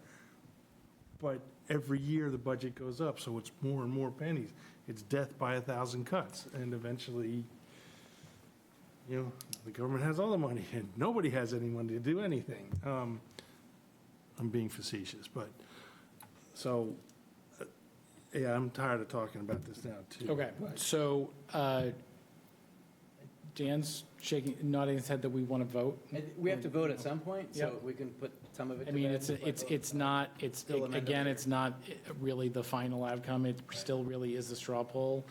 But I'm open to someone making a motion one way or another about both of these things, probably individually. That's what I was going to suggest. I would move, just to get the conversation going and the vote going, I would move to move forward with removing the part-time library position for a savings of $20,000 as indicated. Okay. Because this is not an official vote, I think we can do this by hands, yes? It's not an official vote, you can do whatever you Okay. want. So those in, well, first of all, is there a second? I mean, just to say, I know, but if nobody's supporting it, this is why Robert's rules exist. If nobody else is supporting it, then there's not worth taking a vote. So there was a second. So those in favor of removing the library position is 1, 2, 3, 4. Was Matt was a yes, Chip is a no, and Joanna's a no. Okay, so hands down and the no's. Joanna? Sorry, Oh, yeah, okay. So it does seem like there is a majority that is in favor of removing that line item. So it sounds like that is the request to staff. And the outside agency support, community support, Make a motion to reduce it to $10,000. okay? Is there a second for that? I would second that. Okay. Those in favor of reducing that to $10,000? 3, okay. And those opposed to $10,000? Is 4, okay. Does somebody want to make another suggestion? I'll make a motion that we do what we've talked about doing this coming year, which is to send a signal to the town and ourselves especially to think of new ways to hold back on the budget. And one way to do that would be to send a signal by saying, not $57,000, but maybe half that. Solomon said half, so, Say 25. yeah. Well, Sure. 25 is less than half. Yeah, it is a little less. So why don't we be generous, Solomon, and say 30? I say 15. So, what's your My- number? 30, 30? yeah. Joanna, But- you have but- a, oh, And it's sorry. contextualized by actually delivering this out loud in a way that people hear as a signal. I would second that. I would second. I was gonna second it. I want to Oh, get that on okay. the table. Did you want to say something else, Joanna, besides seconding? No, yeah. Okay. All right. Those in favor of adjusting that line to 30,000 is 1, 2, 3, 4. And those opposed? And Matt, are you abstaining? Yep. Okay. I mean, I'll take 30 over 10, but Yeah. Okay. That is the direction to the staff then.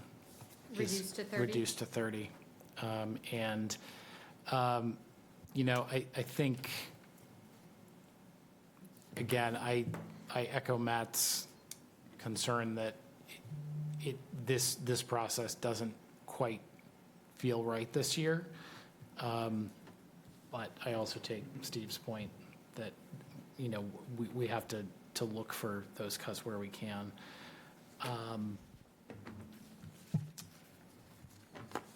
Other than this list that we've now gone through, do other folks have other things they would like to talk about the budget this evening? I make a motion to adjourn. Nope. That is not the motion, but you can make the other motion, Chip, since you're so eager to do it. Okay. Thank you very much for your discussion. Thank you, Jessica. Be it ordered that the town council enter into executive session pursuant to 1 MRSA, Section 4056D, Delta, regarding collective bargaining negotiations with Teamster Local 340 Public Works. Second. Counselor Benoit. Aye. Counselor Pillsbury. Aye. Counselor Sparta. Aye. Counselor Lawrence. Yes. Counselor Pilch. Counselor Brown. Yes. Counselor Smith votes aye. And we are now in executive session. Eric, you will call